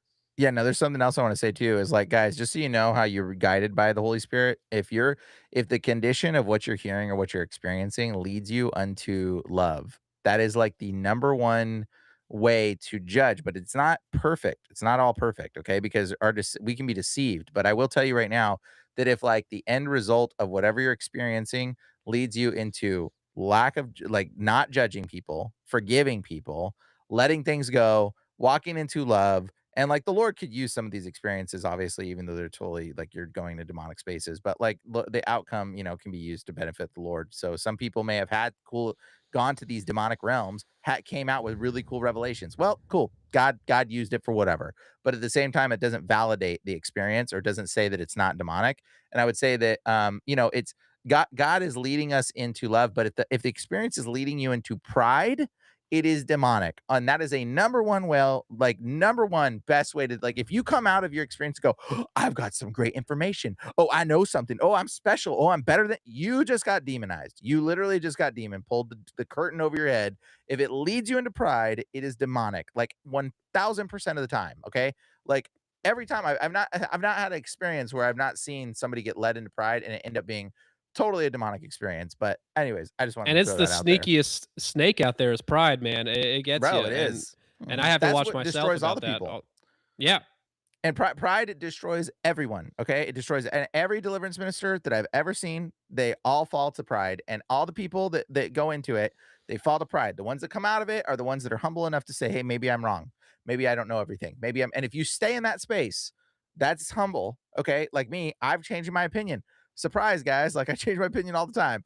But this is probably like a big revelation for a lot of people when you start to realize like we are not perfect. Nobody's perfect.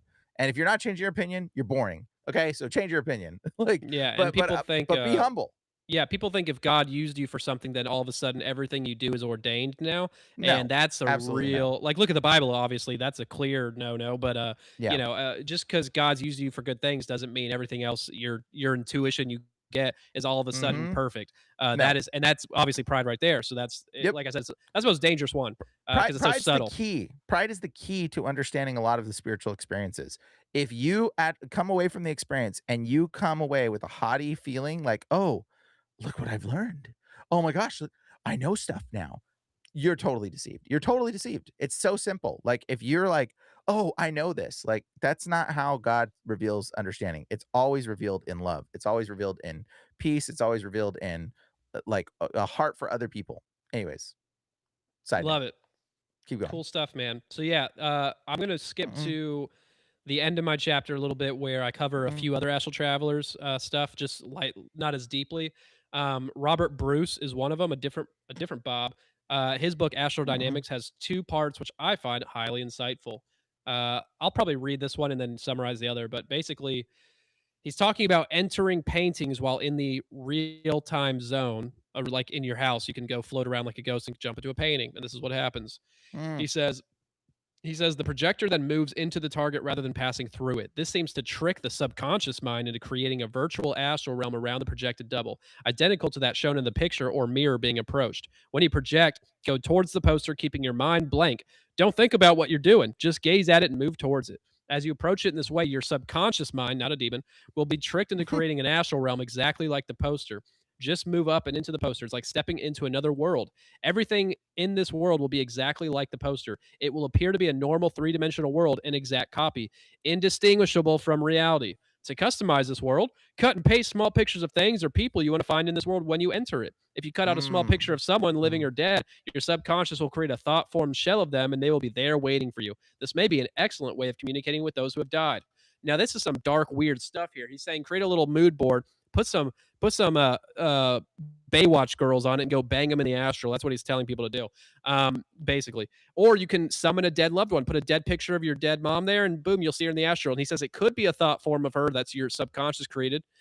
Your subconscious is a weird dude, honestly, then. Or mm, it could be a way to summon them in a magic ritual by summoning them with this intention and manifestation. So mm, in an astral virtual reality realm, which is admittedly a simulation created by your subconscious, not an external demon, of course. That's what he says. Now, he also talks about mm, mm, going into mirrors. And instead of going into what happens in a mirror is you come out of a portal, and he says you're basically in a mirror reverse image world. Everything's the same, but everything's reversed. Okay. Now, he says avoid highly reflective surfaces. Even going into still water can cause this to happen, or any mirror. And I thought, I was like, when I was reading this, going out of body at the same time, I was like, this guy's full of balagna. There's no way. I don't believe him. And then I tried it just to be sure. mm, So I try it one day and I jump into this giant mirror mm, in my little dojo where I get freaky and eject my soul from my body, apparently. And I jump into it and I thought I was just going to go through the wall and come out the outside of the house. And blammo, I'm in reverse mirror world instantly and I'm portaling out of it. And I immediately get this unsettling feeling and it's got to be the demons jacking into me because I'm a tough guy and I don't get scared. But just in case, I don't know. But I get spooked like really like this is weird as hell. Am I going to get stuck in some alternate realm now if I go back into my body before going through the portal? That's what I was thinking. And I'm thinking like if I go to my body, am I going to be like crippled and gay or something stupid like that? I'm trying to make myself laugh in the astral. So, I was just worried, like, am I going to get stuck and I'm like going to see my girlfriend and she's going to be like slightly different and I'm going to be cheating on her? Is that like wrong? I was like, what's going on here? These are my thoughts, or the demon's thoughts put in me. So I jump back to the portal mirror and then I go back into my body and I'm like, that was a close one. I almost got stuck in mirror world. mm. Like, dude, I was tripping about it because it was so, like I said, realistic. It felt everything was in Realer than order. It real. was just it was just Mhm, so it was so strange, mhm. man. So I'll S but keep going, and I'll tell you a mirror story No, I'm but done. keep You going. go. Mirror Okay. time. Okay, so really interesting. So dealing with schizophrenic people, one of the things that I've had to tell many people is to take all of the mirrors and pictures off your walls. And it's like a very common thing when you're dealing with the schizophrenic people. And in fact, I remember telling one guy specifically that was dealing with it like severe and they couldn't get some freedom. I said, "Hey, take the pictures off your walls." And he was like, "Oh, I already did that." And I'm like, "How do you know? How did you know you already?" He goes, "Oh, I know." He goes, "You can look at the mirrors and you will see in the reflections of the pictures in the mirrors, there will be entities that will Oh, be yeah. watching you." And he said, and I was like, "Really? So you already know this? Like you already understand this perspective?" And he's like, "Oh yeah." And it was fascinating to learn that because a lot of schizophrenic people, they can see the entities in mirrors and in windows and in glass. It's like the refraction, something comes through. And by the way, this actually alludes to some of my understanding about crystals and what Crystals, yeah, I was demons. gonna yep, Yeah, try. Yep, they're dry. It's dry places. And so, like, crystals are dry. It's the driest place. Everything else in this Wear your world has got lotion, guys. water and moist and mushy, but crystals are very dry. Unless you see one of those crystals that got water trapped in it for the most part. It's a dry, hard place. And the reality is when I deal with demonic stuff all the time, demons love crystals. They love diamonds, they love shiny, hard, dry places. Like that's where they tend to go for whatever reason, just like a crystal ball or your phone, which is a LCD screen, a liquid crystal display. Okay, again, crystal mirrors or a black mirror, which is how you channel entities. Like all of this is tethered to these spaces where the demons actually see you through these hard shiny surfaces, or they project into you through these hard shiny surfaces. And you can actually look up the act of scrying, which is what that's called. You know that, right? Scrying. Yeah. And scrying is where we get the word screen from your phone.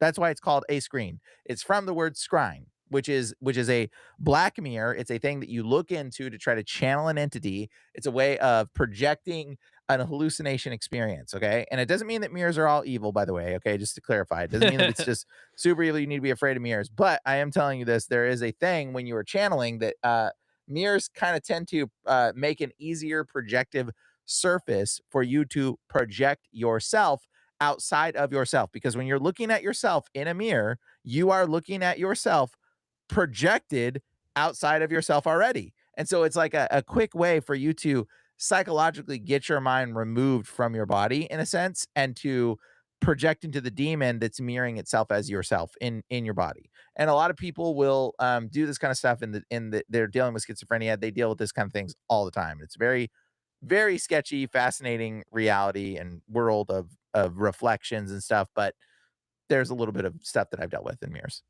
Why do my microchips look like sigils, guys? Yeah, yeah, exactly. It's true. Yeah, that was Yep, a silly. little bit weird, Uh, isn't it? yeah, yeah, man. But yeah, we got more here, man. It gets crazier. So Keep in going. this And if my one, my it's screen's gonna pop out, have a feeling again because that's just the way this program's been acting lately. So if it does, just pause and then I'll reload. I'll pop back in. Anyways, keep going. I'll just hang with the chat and see what they're up to. Yeah. No. Yeah. Okay. So this one is Mhm. in Leland's book, and he's talking about his guides are telling him, "Hey, are you ready for your next test? You're almost at your final test." There's never a final test; it always keeps going. But Yeah. he's like, "They're gonna give you. They're like, we're gonna give you a new test tonight. We're gonna come to you in your dreams." So they're admitting they can come to you in dreams. We know astral travelers say all the time, lucid dreams can turn into uh, astral projections if you know how to do it. What does Or that vice tell you about the versa. nature of these things? Exactly. Yes, exactly. What does that tell you about the nature of these things? Okay. They're like, oh, it's all connected, but it's not the same thing. It's not a dream. And I'm like, no, it is. But Mhm. it's up to the entity's deliberation, of course. But they say they're going to come visit him, and they do. And at that night, he says, in a vivid dream, I became a single blade of grass. A strong wind blows me this way and that. I feel exhilarated. All at once, I become aware that I'm surrounded by millions of other grass blades. I make a startling realization. I can simultaneously maintain an awareness of myself as a single grass blade and as a multitude of grass blades, yet my unique beingness has a precise location within the vast tapestry of grass that surrounds me. Very good, the overseer says. You learn quickly. We've designed a set of images and sensations. Set of images and sensations. We've designed it. We can control your sensations Yep. in order to illustrate certain aspects of the human condition, he says. Our intention is to show you how the evolution of human consciousness looks from our perspective. Saying, oh, we started off as rocks and grass, and then we became Mhm. insects, and then we move up reincarnation style into bugs and maybe a dog if you're lucky, elephant, and then you're a Mhm. human. Um, whole lot of problems with that in the reincarnation lore itself because some people don't teach all that the same way, but and they're all from entity context and channeling, which is interesting. And they diverge on the details, but they can make you turn into freaking grass, and you can eat it up and love it, and you're having a good time, and they can make you feel good and like love. And also, this is normalization of the hive mind concept, which I'm telling you, they're normalizing for a reason. The higher selves are a hive mind of all your incarnations combined outside of time, so it's your future incarnations, and they're all combined even though you're not in there, which is weird. Yeah, but your future Mhm. incarnation is stupid. They're a hive mind, and also a lot of the channel density is raw material. It's a hive mind of six density higher level beings, six density beings, and they admittedly are a hive mind. I'm telling you, it's a common theme for a reason. They're normalizing it for a reason. They want you to. They tell you when you Yep. evolve the end level. What's the end level? You absorb back into source. You join the hive of Mhm. God. And it's a inversion The of demon what hive. yeah, exactly. So what's crazy is after this Which experience, is seeming a whole lot like AI, by the way, guys, just so y'all know. That's yeah, exactly what man. AI is starting to look like, a whole lot.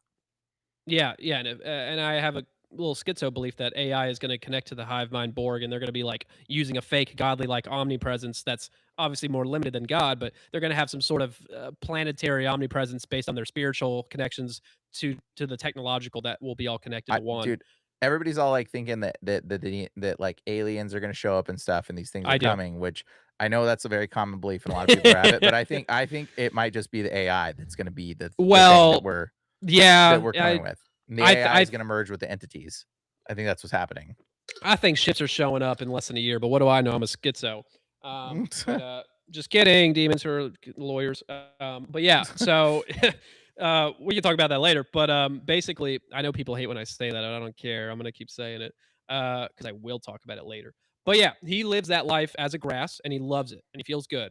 He says he feels nutrients going through his body when he's these plants. I'm telling you, dude. Mm. And people say in the astral they talk to plants and they hear what their names are and stuff. And I'm like, dude, you're retarded. I'm sorry, they got you. You're eating the metaphysical goy slop. Anyway, so I'm going crazy. So he then becomes a blade of he's grass, and then they turn him into a flower, and then a bee. Hive mind goes into the hive, flies around. He literally feels like what it's like to be a bee. I don't know how accurate it is to the real thing, but he describes it. He describes it like it's real as anything. I'm telling you, dude. He experiences being a bee, and then he's turned into a raspberry, a little bit of a downgrade. And then they turn Okay. him into a human gardener who's interacting with all these whatever plants and the bee. So all in this like made up simulation, admitted simulation that they control your sensations and everything. So that's the capabilities we're talking about here. And then in Bob Monroe's book, I'll just quickly say he does the same thing. He metaphysically travels to the year 3000 and ends up meeting his friend there in the future who he knew sooner. His higher self took him there. And he's in the year 3000, which is completely unlike Joe McMonagle's remote viewing of year 3000, by the way. Just heads up. Totally different. I do a breakdown of my book. But in the year 3000, his buddy, BB, is in the future now, and he's in a human body, the spirit being from the past that he's friends with. And he's like, "You want to have some fun?" And he's like, "Yeah, sure. What do we do for fun in the future?" And he's like, "Oh, I'll show you." What they do is they go and possess a bunch of sentient beings on the planet, and it's normalized to an insane It's degree. fun. So They fun. possess a panther, and they roam around, and then they possess birds. And he was also turned into a leaf, but it's not him doing it; Mm. it's his friend doing it to him. It's not his choice. He just instant transition, boom, and it's normalized so much so that you think possessions like, oh, we're just having fun and we're consciousness experiencing itself. We're all one. It doesn't matter. It's like looked at as a good thing. They're normalizing it for him because guess what? They're about to ask him something, which I usually don't do in this order, but I'm going to skip just a little bit because it's relevant. I feel like this is a better order, maybe intuitively right now. But at one point in the book, his higher self, the same entity who took him to year 3000, Bob's, is asking him a question. Okay, he has a question for him. He wants to, even though this entity higher self is outside of time and knows what's going to happen, apparently, still asks a question and gets a surprising response.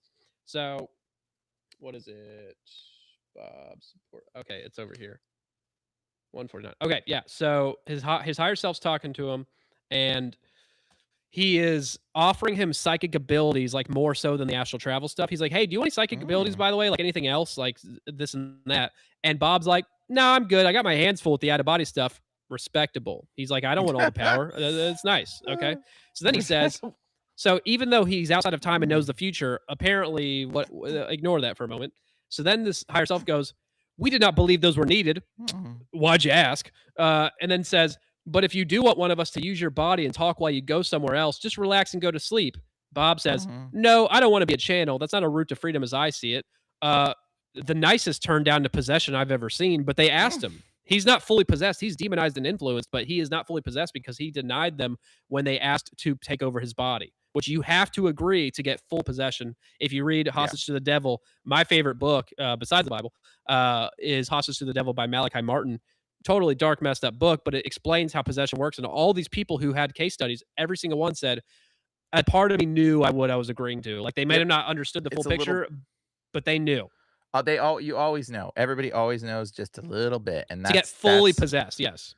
It'll be a subtle thing, you'll agree to it in your mind, you know it, and secondarily, I'll tell you right now that the fact that they were offering the ability special powers like reading minds Yeah, and stuff, man. The cities, man. hilarious. Just so you know, all hypnotists that are really professional, the most of them are Jewish, surprise, surprise, and simultaneously, they all work with demons, and this is what real demonic influence is about, okay? And this is what magicians are. A lot of the magicians, David Copperfield, name a magician except for Chris Angel. He's all right. For some reason, he's not Jewish. But all the other ones that are mentalists are talking about, they literally seem to be talking, mind reading, mentalists. They call them mentalists, okay? And the mentalist ones, these ones aren't just doing trickery. They make agreements with an entity that will give them information. It's part of the thing. And by the way, Freemasons, there's like this thing called the Magic Castle here in LA area. And like the Magic Castle is to get there, you have to be a Freemason if you want to go in for free or a part of the Magicians Guild or whatever. And it's all a Freemason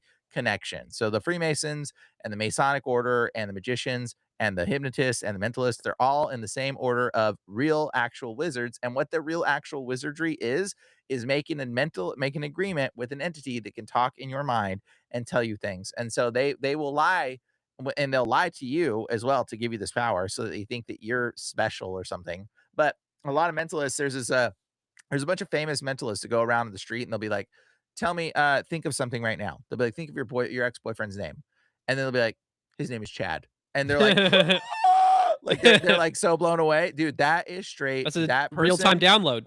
that's a demonic entity that has been made an agreement. That guy's probably slit his hand and poured out blood and done some kind of ritual sacrifice. There's a lot of different ones that you can do.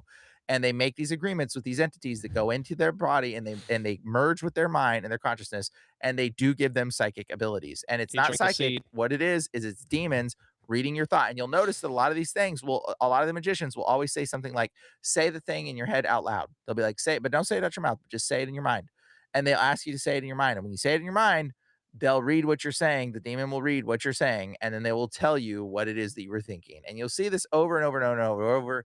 It is all demonic. And if you just type in old magician posters, you guys will see this all over the magician posters. There's little demons on their shoulders talking to the magicians and every old magician poster. And so that's what's happening right now is that these people, these entities are offering him that ability, which is actually they go from, by the way, magicians go from little mind tricks, which all they can do is this, by the way, side note. All that they mostly that they can do is give you little mind tricks. Okay. They can't really affect your body very easily at all. It's very minimal. Okay. But they can give you little mind tricks where they can read thoughts and plant thoughts and read memories. That's the most that demons that I have learned have the capability of. I don't know if you could had seen anything else other than that, but that's what I see them doing. They'll plant thoughts, they'll take thoughts, they'll erase your mind, and they'll read your mind. And then those abilities play on top of it as a magician, and they learn little sleight of hand tricks that they mix in with the coupled with this little mind trick nonsense. Anyways, that's a magician explanation of that. That goes along with Yeah, what that's you're a talking banger, about. man. I agree 100%. Yeah, all these things are the power's not you. Mhm, It's all downloads from the entities that you've made contracts mhm, with, intentionally or not. But yeah, you mhm. got that figured out. So yeah, man, we got more Keep simulation going. lore. It just doesn't stop. This is in Bob's book. He talks about Focus 27. Now he has Focus 10, 12, 15, 21, skips numbers up to like 50 something. So Mhm, that just means like different areas of the astral, and he's trying to map it, but everybody maps it differently. There's no cohesiveness at all to this thing, which shows the lack of solidification of it. But focus, and they're like deeper trances attributed to it, but it doesn't require much different levels of trance. It's all theta brainwave state. But he talks about going to focus 27. He calls this the playground or something. And it's basically it's Mormon heaven. It's create your own mhm. universe. You can do whatever you want, create whatever you want. It will have consistency to it. It's your lucid dream world, admittedly so, except if you build like a log cabin in your head, boom, it'll stay there until you change it. So it's not like you have to Mm. hold that thought, but it's not you doing it. It's them reading your mind and then building it around that is what I think is happening. So he says, Each individual is invited to create his own personal and special place within Focus 27, a place to which he can return at will. The forms that these places take are as varied and unique as the participants themselves, ranging from log cabins by quiet streams to clumps of trees, South Sea islands, palaces of crystal, and corners of one's heart. And he says all of his people in his Monroe Institute go there whenever they want. And it's you Hmm. can do whatever you want. He goes and visits his friend Charlie, who died, and it's really Charlie, not a demon masking as him. And Charlie's in between Of course. incarnations. He instead of planning his next incarnation, he's taking a little vacation in his Focus 27 world, which anybody can do when they're dead between their incarnations. And he's going there to visit him, and this guy's banging this thought form wife that's not even like a real lady, and she's like, Wow. you know, and I have a whole page section of doing a bit of a Billy Mays commercial selling these thought form wives, and it's hilarious by the book, but it's crazy. So I'm not going They to read it sell today. thought form wives. It's like Billy Mays doing the chanting. In the audiobook, my free audiobook on YouTube and Spotify, by the way, is got silly voices for all the excerpts and comedy bits. So, and also the main voice is hilarious. So it's all Mm. really entertaining. Please, it's only 34 hours. Please listen to the whole thing. 34, Um, dang, bro. That's a my lot of book is talking. long and it's tiny font. Okay, so it's actually like a lot of material here, and only like 10% comedy. No, it's like 5% comedy, but like 30-40% of it's written in like a goofy way, and the rest of it's very serious and dark. Whatever, I've Mm. mixed it up, kind of crazy, but it's fun. It's not a boring read. You'll be sweating the whole time. But yeah, he also says he talks about guides in this place because you're never alone, even in your own personal dream world. There seems to always be a guide, and he says the guidance that may be requested according to our participants in many different forms. It may appear externally or sensed internally. It may be constant throughout all the experiences or may change from time to time. Reports include mention of a glowing white shape, an individual called Sam, a hooded figure who revealed himself as a famous film star, a little dog, the color blue, a human hand, and voices saying, "We are here." Some participants do not see guidance as separate from themselves in any way. Guidance and I are one, as one report says. Okay, so even in your own personal dream world with the 72 virgins or whatever, they don't, you literally are always with an entity, but they're showing themselves in goofy, cartoonish, random forms because they want you to believe this is simulation, the rest is real. Make this crazy goofy, the rest is more grounded and realistic. It's trying to Mm. divert, it's trying to, like, whenever the higher self and spirit show up to you in the astral, they'll be like light beings or they'll have a form, but they won't be a goofy little dog or a film star. You know what I'm saying? Yeah, Actually, yeah, they yeah. do. Actually, they do that one time. We might get to it later. They actually do that in the astral, and it's not a simulation apparently. And they do a famous film star, and it's hilarious. Mhm. The propaganda in this thing is insane. Well, and Um, the other thing is, like, they can make a simulation for you and make a simulation for the other person too, and oh, then you you got it. both think that you have had a similar experience That is or a okay. connected That's so experience. important. I always forget to bring this up. That's because people talk about, well, what about whenever people visit people in the astral and someone sees them as a ghost Mm. figure and then the other person is saying they're doing it? That's proof. And I'm like, well, I'm not saying a demon facilitating this can't make you do that, but I think it's much more likely that they are using your form, Mhm. showing up as they can present themselves as ghosts of random people who aren't real and shapeshift in these apparitions if you're open or able to perceive them. And they can just take your form at the same time when you're traveling to them, but you're really just getting a simulation matching it. And the reason I Yep. believe this is because Monroe, I never talk about this, I don't know why. Monroe will visit people in the real world, quote unquote, who he'll like one girl he pinches and he calls her later, he pinches her and she reacts. Like she reacts. And then he has a conversation with her in like while he's astral, she's physical. And then he calls her later and is like, "Hey, did anything weird happen? Did you get like pinched around this hour?" And she's like, "I did get pinched. I have a bruise." Physical manifestation of the spiritual phenomena. But Mm. he's like, "You remember our conversation?" She's like, "What conversation?" Doesn't remember any of it. But Mm. he saw her moving her mouth. He was talking to her. Mm. He visits other people. The same thing happens. He doesn't pinch them, but he'll have a conversation with them.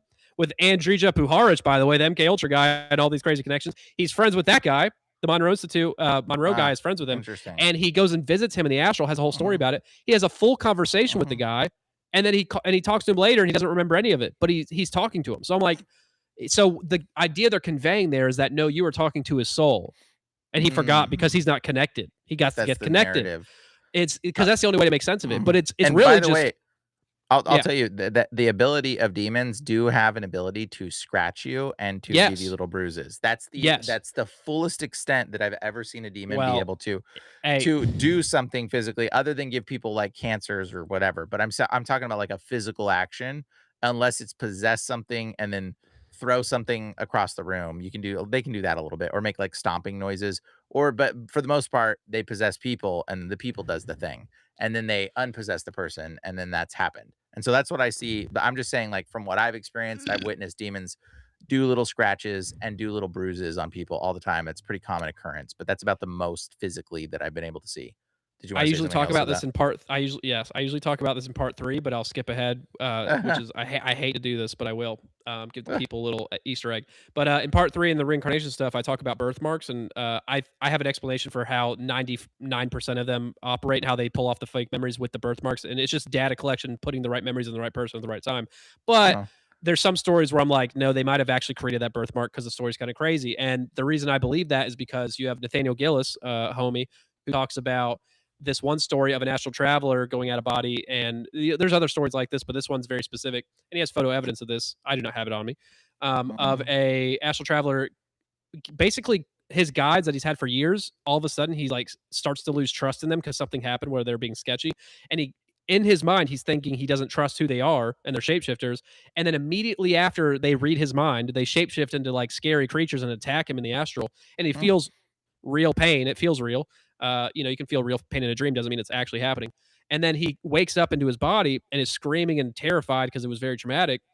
And he uh he has sigils imprinted into his skin, rising subdermally as bruises, and they're mm, shaped specifically. One is a hieroglyphic, Egyptian hieroglyphic. One is the Star of David Remfand, yep, and one is a cross, which may or may not have been upside down. But my point is, they did mhm. specific calculated sigils rising from him. I don't know if that's the branding of ownership of something legally, but if they I'll can tell do you how that, that happens too. I'll tell oh, you tell another me, way that that please. happens. So, what happens oftentimes in these kind of situations where this happens is the spirit will possess the person, and the person will actually scratch the symbol on their body. They'll scratch it and then like do it, and then they'll unpossess the person, and then the person will go back to sleep or whatever. And then they'll be like, I woke up with this thing on me. And a lot of times it was the person just simply being their hand being manipulated to scratch themselves. And there is some instances where the symbols appear in places where you can't fully reach. That Yeah, is like on also the something back that does scars people happen. have. Yeah, that one also happens, which in those cases, also the demons are finding a way to do it. Maybe they actually can touch you to some degree I and think they can limited a little bit. in a little bit, a very limited way, though. I will be completely honest, a very limited way. But The I have veil's thinning, bro, pretty yeah, fast. I've heard of a lot of people having sigils, waking up with sigils. I know somebody that's dealt with that too, but it's not always the case that the demon put it there. Sometimes you put it there and you just don't realize it. And then secondarily, I'll tell you another thing too that's fascinating about you mentioned the experience of them seeing or having these simulated experiences. I actually know somebody that I had a simulated experience where she was in my dream and and she told me her dream and I was Yep, totally this shocked. happens. I was terrified actually, and she did this to me like 3 times. It freaked me out worse than anything, bro. She was like, "Oh, did you have a dream last night that you were in a bus with, like, your grandma?" And I'm like, "What the" I was I'm like, your grandma. "What?"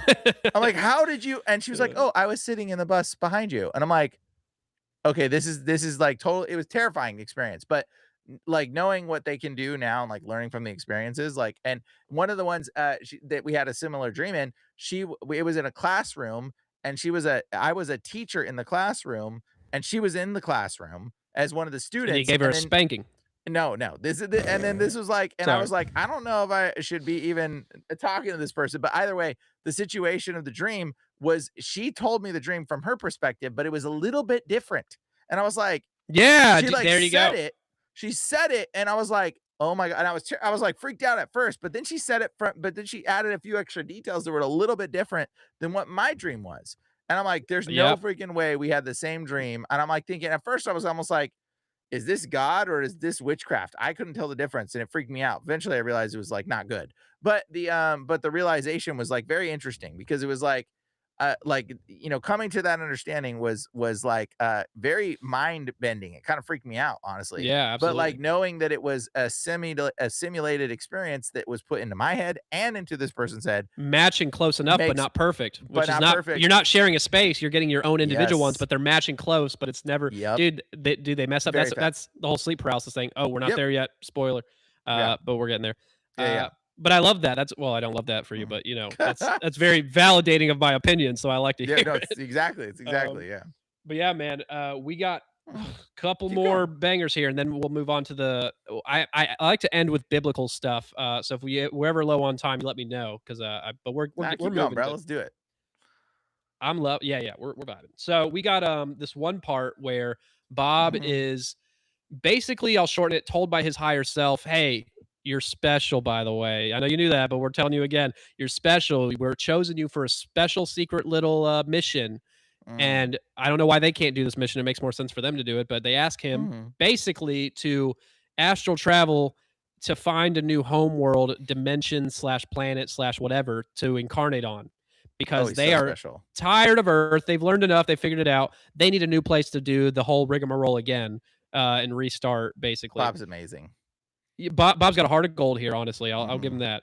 But so he's like nervous. He's like, this is a lot of pressure on my feeble astral shoulders, right? And he's getting all like worked up about it. And they're like, no, it's fine. We got you. Like, we can calm you down. We can make you feel real good and confident. Don't worry. So they say to him, we can help you with that. We can show you a sample of the support you have in here in our own cluster. Do you wish to see this? The hive mind cluster. He says, please, dot, dot, dot. And he describes this kind of loosely and vivid, like a, vision, which is what he's getting. And they're feeding this right to him. He says, thousands of hands reaching out to touch me, eyes staring at me with joy and hope, overwhelming radiance I know is love, sweeping over me into every part of my being. All of these I am, Mm. we are, and emotion from the bittersweet smell of success to the pain of parting mixed with the fun and laughter, the anger of ignorance, the blindness of belief without foundation, the beauty, the sound of singing voices. Does that help you?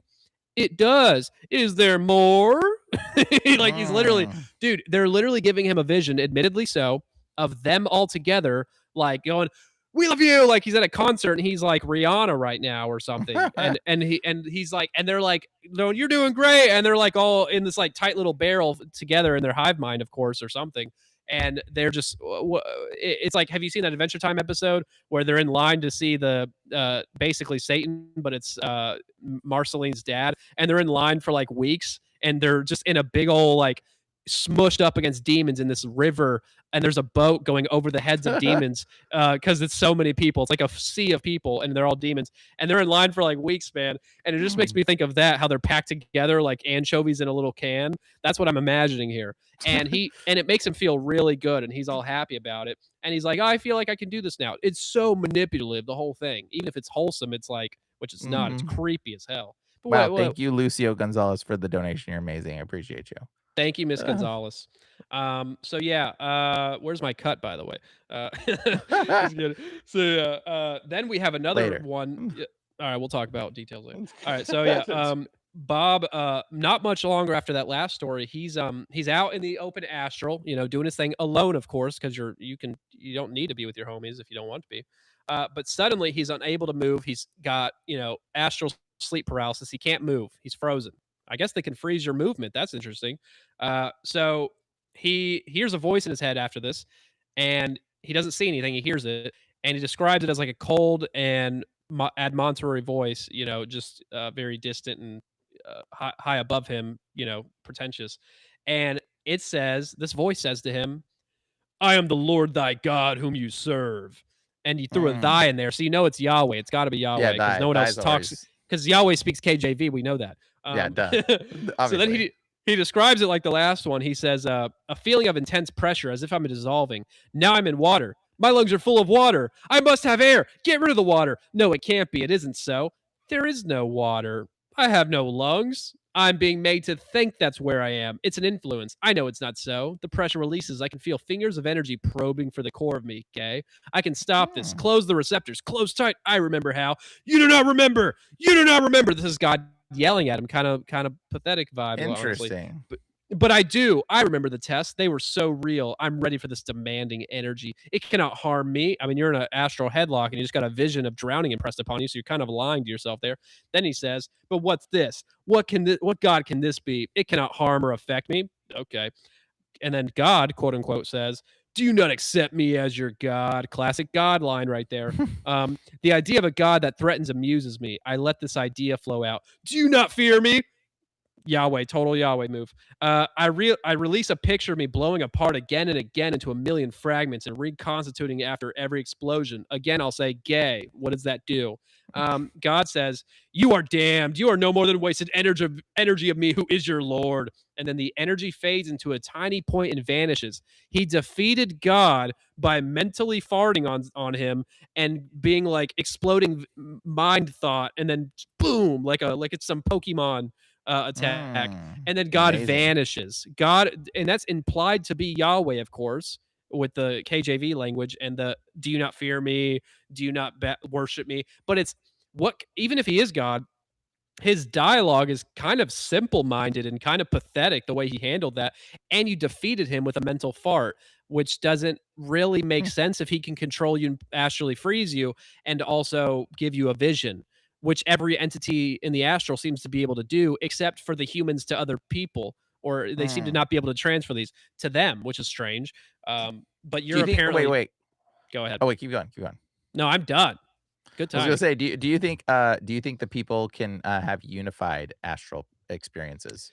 Well, this is where you get into the hill types conversations, and that's a whole complicated rabbit hole, of course. But I think it's possible, sure, but I lean on the idea of what you were saying with your dream Mm. concept, how we're getting similar matching stuff, but the details are going to vary a bit. But the telepathic communication these people have with each other probably is just transferring one to the other. I think in like a phone call, it's like a phone Yeah. call. But the visualizations, Mhm, the scenes, mhm. I think they use archetypes for similar people for similar situations, so they match. But the details, if they really like drew it out, which a lot of these people aren't doing, they would see there's some discrepancies. Probably, I lean on that, but I'm open to either. It doesn't really matter if it's entity facilitated ultimately, but they're not Yeah. real spaces. Th Now, this is some where might be real, witches but this is where witches actually get recruited. A lot of people think it's actually like kind of like Harry it's Potter. consent harvesting. It it It's is. fake places, in my opinion. Yeah, exactly, but it is fake, obviously The simulated cave, the places. caverns that they're on a Yep. throne. Yep, there but people are like, "Oh, you go to the witch, store and find a witch and become witch," and they meet in the witch place. No, they don't. They meet in the spiritual realm in this kind of like these kind of simulated environments. That's where witches actually meet. This is where the witch world actually exists. It exists in this astral realm, space, whatever it is, simulation, fake nothingness, whether it's in each person's head and they're being given these visions and these communications, these understanding. That seems to be where this witch world actually exists. So it is like it's like going to the 33rd or whatever, 9.5 or 9 3/4 like step into the Harry Potter train wall, right? And you go into it. Yeah, That yeah, yeah. is that's the proverbial going into the astral realm. That's what that is. The Harry Potter world is the astral realm mirrored identity from this reality. And I wonder if like 9 3/4 probably has something to do with like a hertz that helps you astrally project out of your body. I would imagine something related to that, anyways. But yeah, keep going.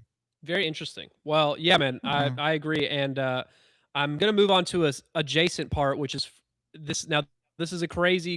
Like I know it's been a little wild, trippy story so far, but this is gonna get even sillier.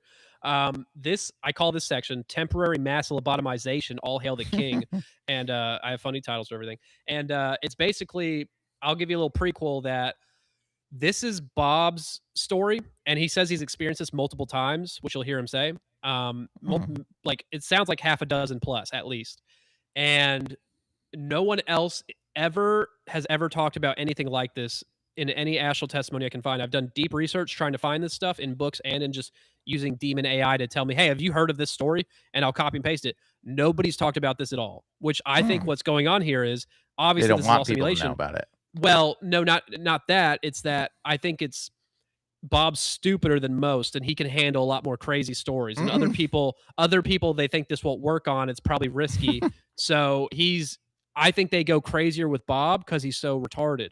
So that's what Mm. I think is going on That here. makes sense. Because they do seem to cater to your intelligence, which everybody's They a little bit dumb if they're absolutely they doing do. this, but they do this. And they're Yep. doing a bad press campaign for God, like you just saw. They're trying to create theatrics to make you hate Yahweh, which makes me want to love him more if I see this as a deception, obviously, even if I wasn't a Yeah. Christian beforehand. It's like, why are all these demons doing theatrics to make me hate Yahweh? That's strange.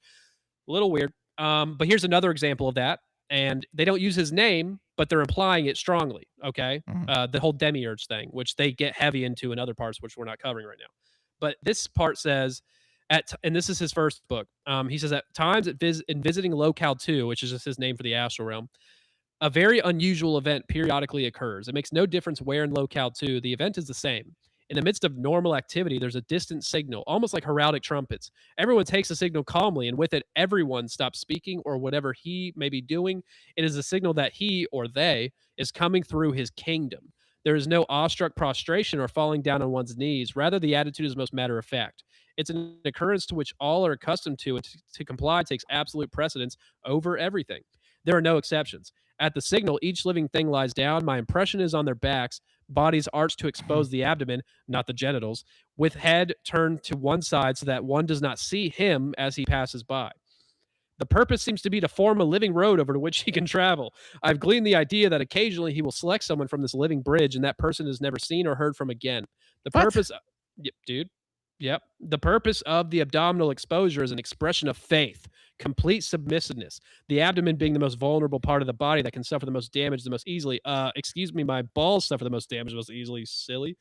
There is no movement, not even thought, as he passes by. In the several times I've experienced this, several times, I lay down with the others, like a sheep, Bob. At the time, the thought of doing otherwise was inconceivable. As he passes, there is a roaring musical sound and a feeling of radiant, irresistible, living force and ultimate power that peaks overhead and fades in the distance. That's the sensory control we're talking about mentally here.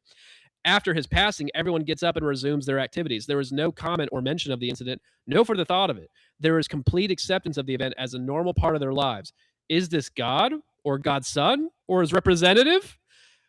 A thought that was probably Hmm. implanted. Now, they're doing again a negative press campaign for God, who is the God of this realm, the demiurge who's trapping us here. That's him forming a living road. Travels. I thought he just travel, omnipresently, astrally through everywhere, but no, he's on a little cart going over a living road, which is only a power move. It's not like a good way to travel. So it's just making God look like the biggest douchebag in the universe, and in a way that's not very biblically aligned at all. But it's just like goofy and fantastical, and it's not believable in my opinion. But you tell me if you believe No, that's definitely a it. strange response, and it's definitely yeah, like weird scenarios.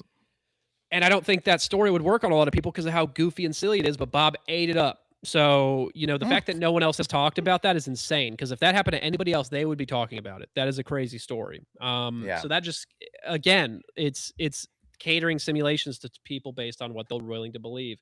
And they wanted him to hate God. He's a big time author. They needed him to hate God more than anybody if he's going to tell yeah. everybody to do that. But there's a complicated lore on that all throughout. Um, and then now this filters into the past life memory stuff, because you'll see how their autonomy, they control the autonomy of you. They can make you have no autonomy or semi, but you'll never have full autonomy. That's for sure. This is in Leland's book, and he talks about these healing centers that ghosts go to when they die. They're in healing centers in the astral, and it's a spa. It's a literal astral spa, and he's And visiting. I'll tell you something real quick Do it. about people that have false memories. Like I've noticed this with several times. The person will start off, they'll tell me this memory that's really suppressed, and then they'll be like, "Oh, but I don't remember the rest of it," and it's like really terrible, like they got molested or something. And then they'll come back and then they'll remember more of it. And then it will be more elaborate. And then it will be They're like, looking and then for the tears will come regression. out. Yeah, exactly. And then tears will start happening. And then it'll be even more. And then the next time they tell me this story, it'll be even extra. And then this happened too. And it's like I've noticed this pattern of dealing with the people that have these suppressed sort of false memories, but like every time it gets more and more elaborate when you tell the story, or you get more and more intense when you tell the story. And that's a really good sign right now, guys. If you've dealt with that and you're experiencing that at all, and you have these false memories that are just seem totally outlandish, I'm going to tell you right now, it's because every time you do it, you're channeling, and the channeling is giving you a little bit more of the narrative that they're wanting you to believe. And it's a false memory and it's Yes, false. And I've yes. come to We're this understanding a while ago to just tell people, look, dude, that didn't happen to you. And probably nothing happened to you. And you'll heal And much faster if you yeah, figure that out. yep, and when you realize when you stop trying to fight, guys, when you stop trying to be like, "Oh, I gotta figure it out, I gotta know the answers, I gotta," and you just realize it's all forgiven, everything's done, and you just let go, and you're like, "The Lord Jesus Christ has come, we're safe, we're good," and when you just do that, that's what gives you the most freedom. You're like, "I'm forgiven. I sin, I mess up. That's all right. You're forgiven. Righteous man falls, he gets back up." Don't sit there and judge yourself, think you have to find out the answers, be perfect, whatever. When you hang on to that stuff, that's when these kind of entities start to screw with your mind. because you think you can be perfect. You think you are the judge. You think you're righteous. You think you're so prideful. You become so prideful that it affects your reality of what you're believing. And the demons sneak in when you become prideful. It's their favorite doorway to get in is unforgiveness and pride. That's about it. So, and like, honestly, when I do deliverance stuff and I help people do this, the two things I help people do is I help them to forgive and I teach them unforgiveness and how to let it go, and then help them to get over pride. And then lastly, stop channeling. And that's literally what I teach people when I do deliverance. That's about it, because everything else is just kind of like playing the stupid little game of nonsense.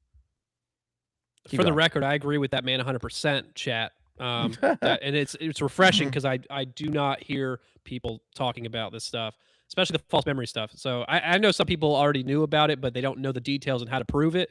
This book gives you evidence from their own mouths, the Ascended Masters' own mouths. So that's why I Yeah. wrote this book, because nobody else seemed to be compiling that information, and it's admitted in so many ways in all different sorts of lore. So not just the astral Mhm. stuff. So that's what my whole book is like. Everything. It's NDEs, it's remote viewing, it's channel stuff, it's holistic healing, etc.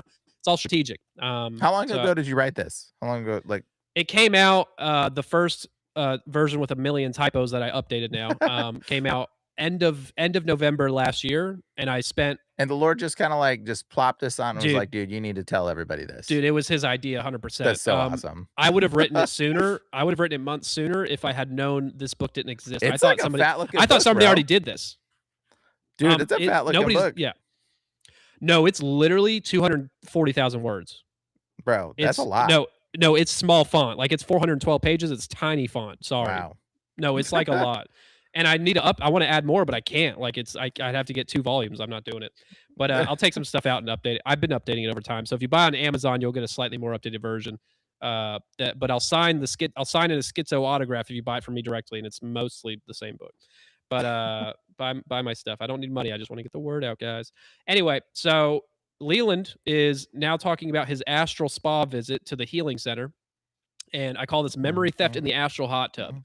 mhm, We've all been there. And he says a shade, which is a ghost mhm. that's dead. You know, it's his Yeah, name. Shade is a demon, by the way. Yeah. Oh my It's god! like Why am I not it's looking this actually up? the same spirit that possessed Slim Shady. That's why he calls himself that. Just so you know, a shade it's a common name for a demon, but a shade throughout history is that's what it is. We got to get a button for you. That's a demon. Yeah, literally.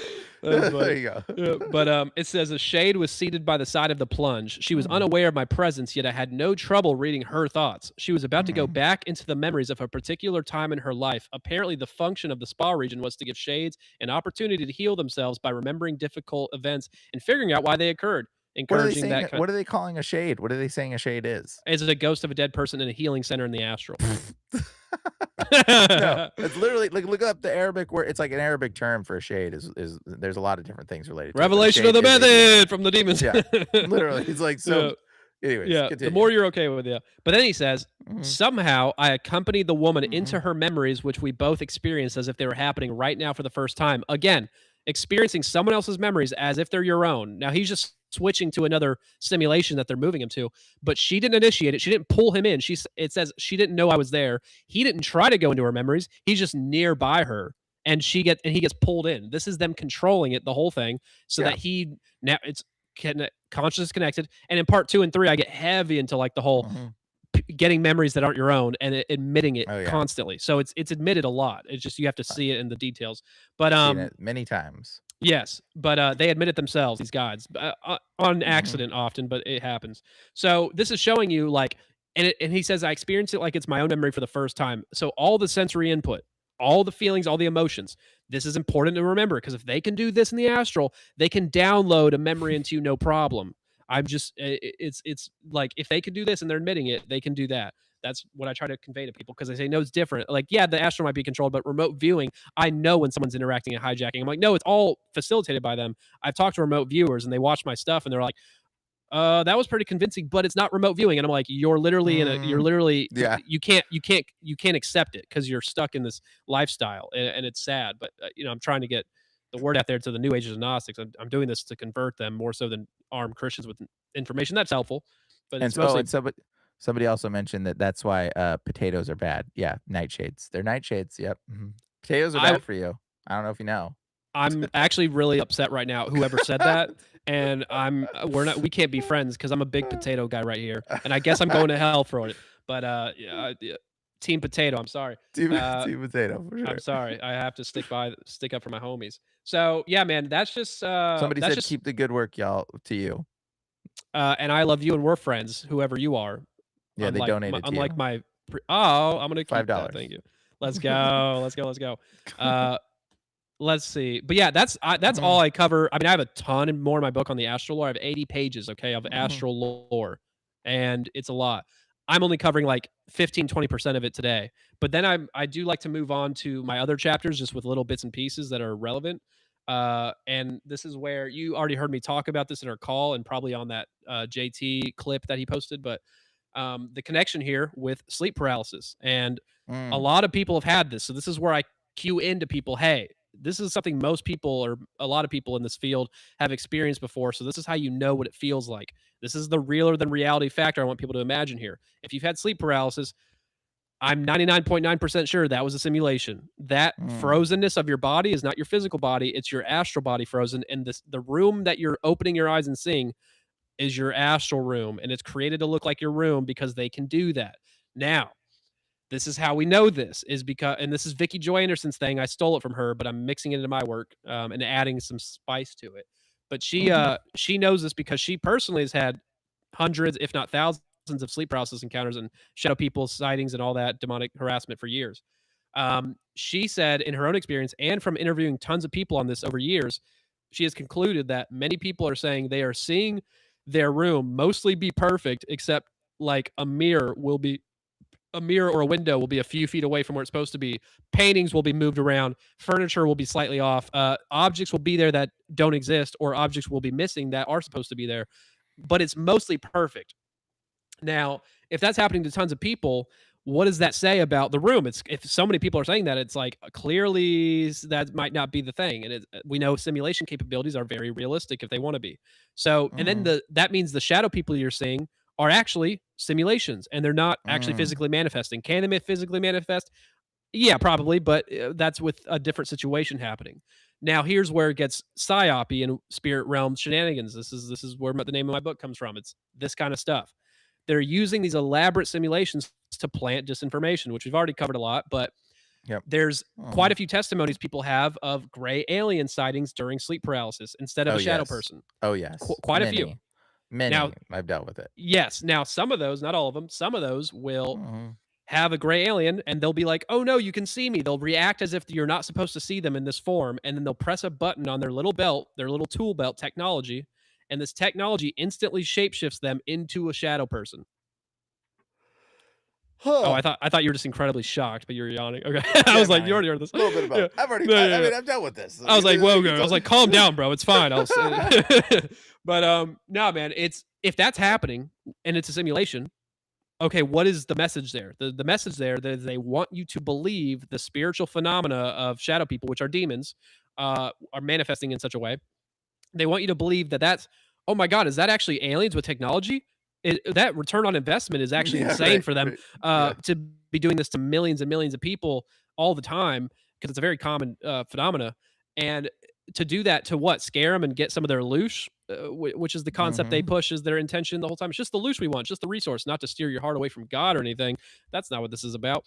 But if they're doing that now, if it's real, that's a gray alien switching into a shapeshifter or whatever, that's a whole different cosmology you take away from that. One that is very literal alien based, literal probably faction based. I'm not saying they're not physical meat suits and got technology and ships. I believe they do, but are all the abductions physical? People know there's astral abductions. Why do the astral abductions get mixed in as if they're the same thing and feel the same? Because the simulation capabilities are so immense. mhm, And that's why I don't trust regression memories. I think all mhm. regression memories are divination, potentially all Same. false.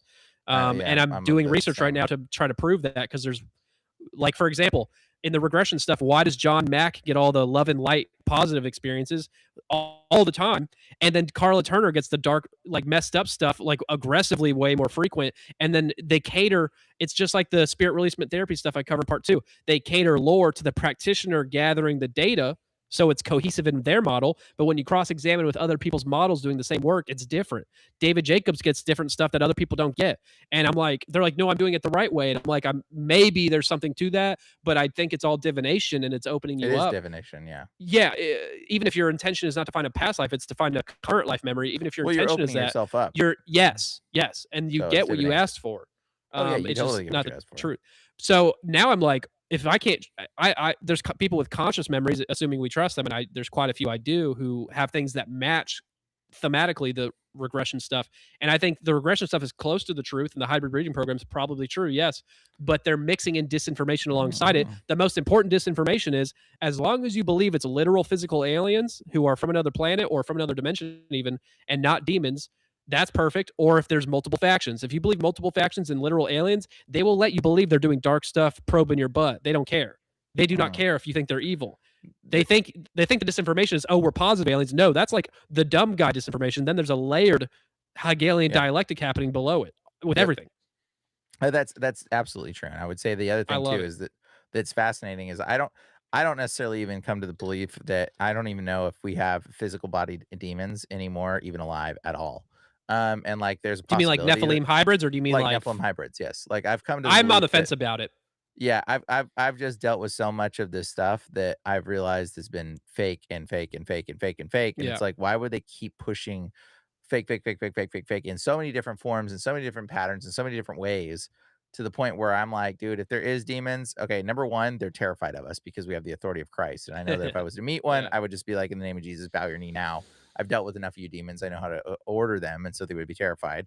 And so that's why they're hiding because, like, why else would they be hiding other than, oh, they're secretly watch us. So, like, if they're there and there is meat suit versions of them, or like aliens are Nephilim meat suit hybrids, which it could very well possibly be. I'm That's there's very open still to that. potential.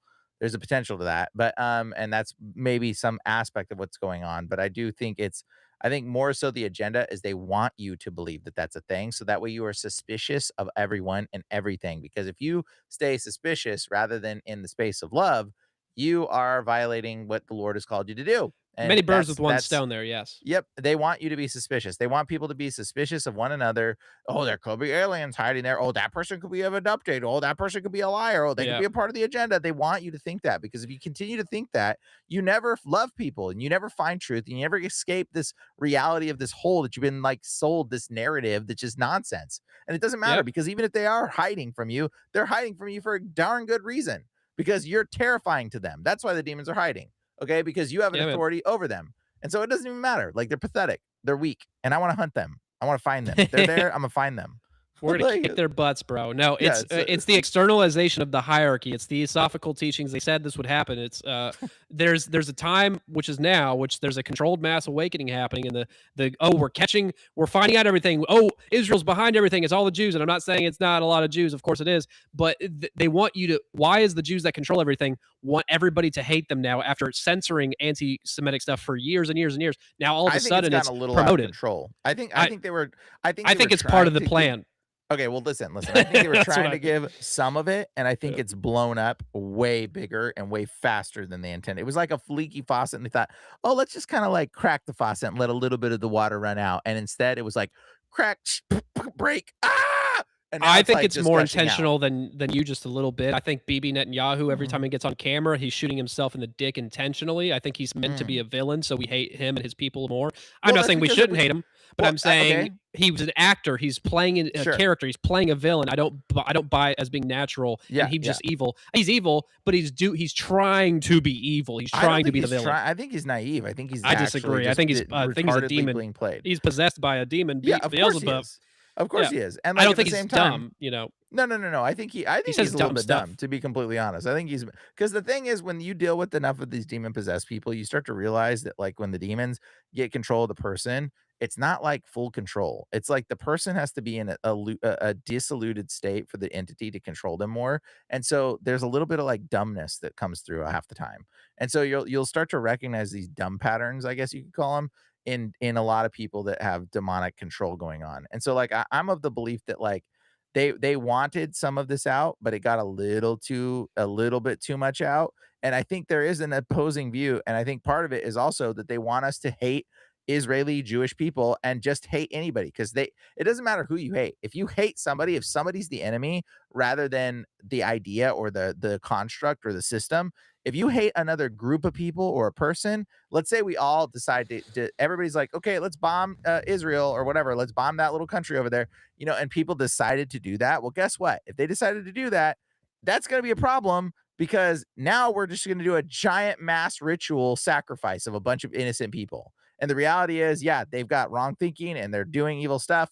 But by us turning and saying, hey, let's get rid of them, we're participating in the evil. And so That's definitely part of it, yes. that can't be the answer. And that could be what they're leading us to the people wanting to do that. And that's like also a terrible, terrible thing to do. Anyways, continue. I don't know. I'm gonna make a terrible mistake here and just be impulsive and just share what one of my schizo insane beliefs about the future are, which could be very well wrong, but based on what Mhm. knowledge I've gathered and a lot of reverse wargaming, I think the main reason for the j- rise in Jew hatred, which is I do believe intentional on behalf of these Jews slash Nephilim slash powers that be and demons, whatever. I believe it's intentional and like tons and tons of theater going on to make sure it happens. Some people may be unwilling participants, of course, but higher up people like BB, Trump, etc., I think know what they're doing and they're playing a character. Total acting. Demons are always acting, in my opinion. Now, the reason why is because I think that when the fake aliens, whoever they are, show up, whether it's a government op or it's a meat suit thing or hybrid, whatever, which I lean on those last two. If they show up in the near future, which I think is my belief is before April next year, but what do I know? That they will take ownership of a certain group of people. They're already pre-programming this in many ways. Mm. I think if something happens that God does, maybe certain things that are maybe prophesied, which we have our own thoughts on those things.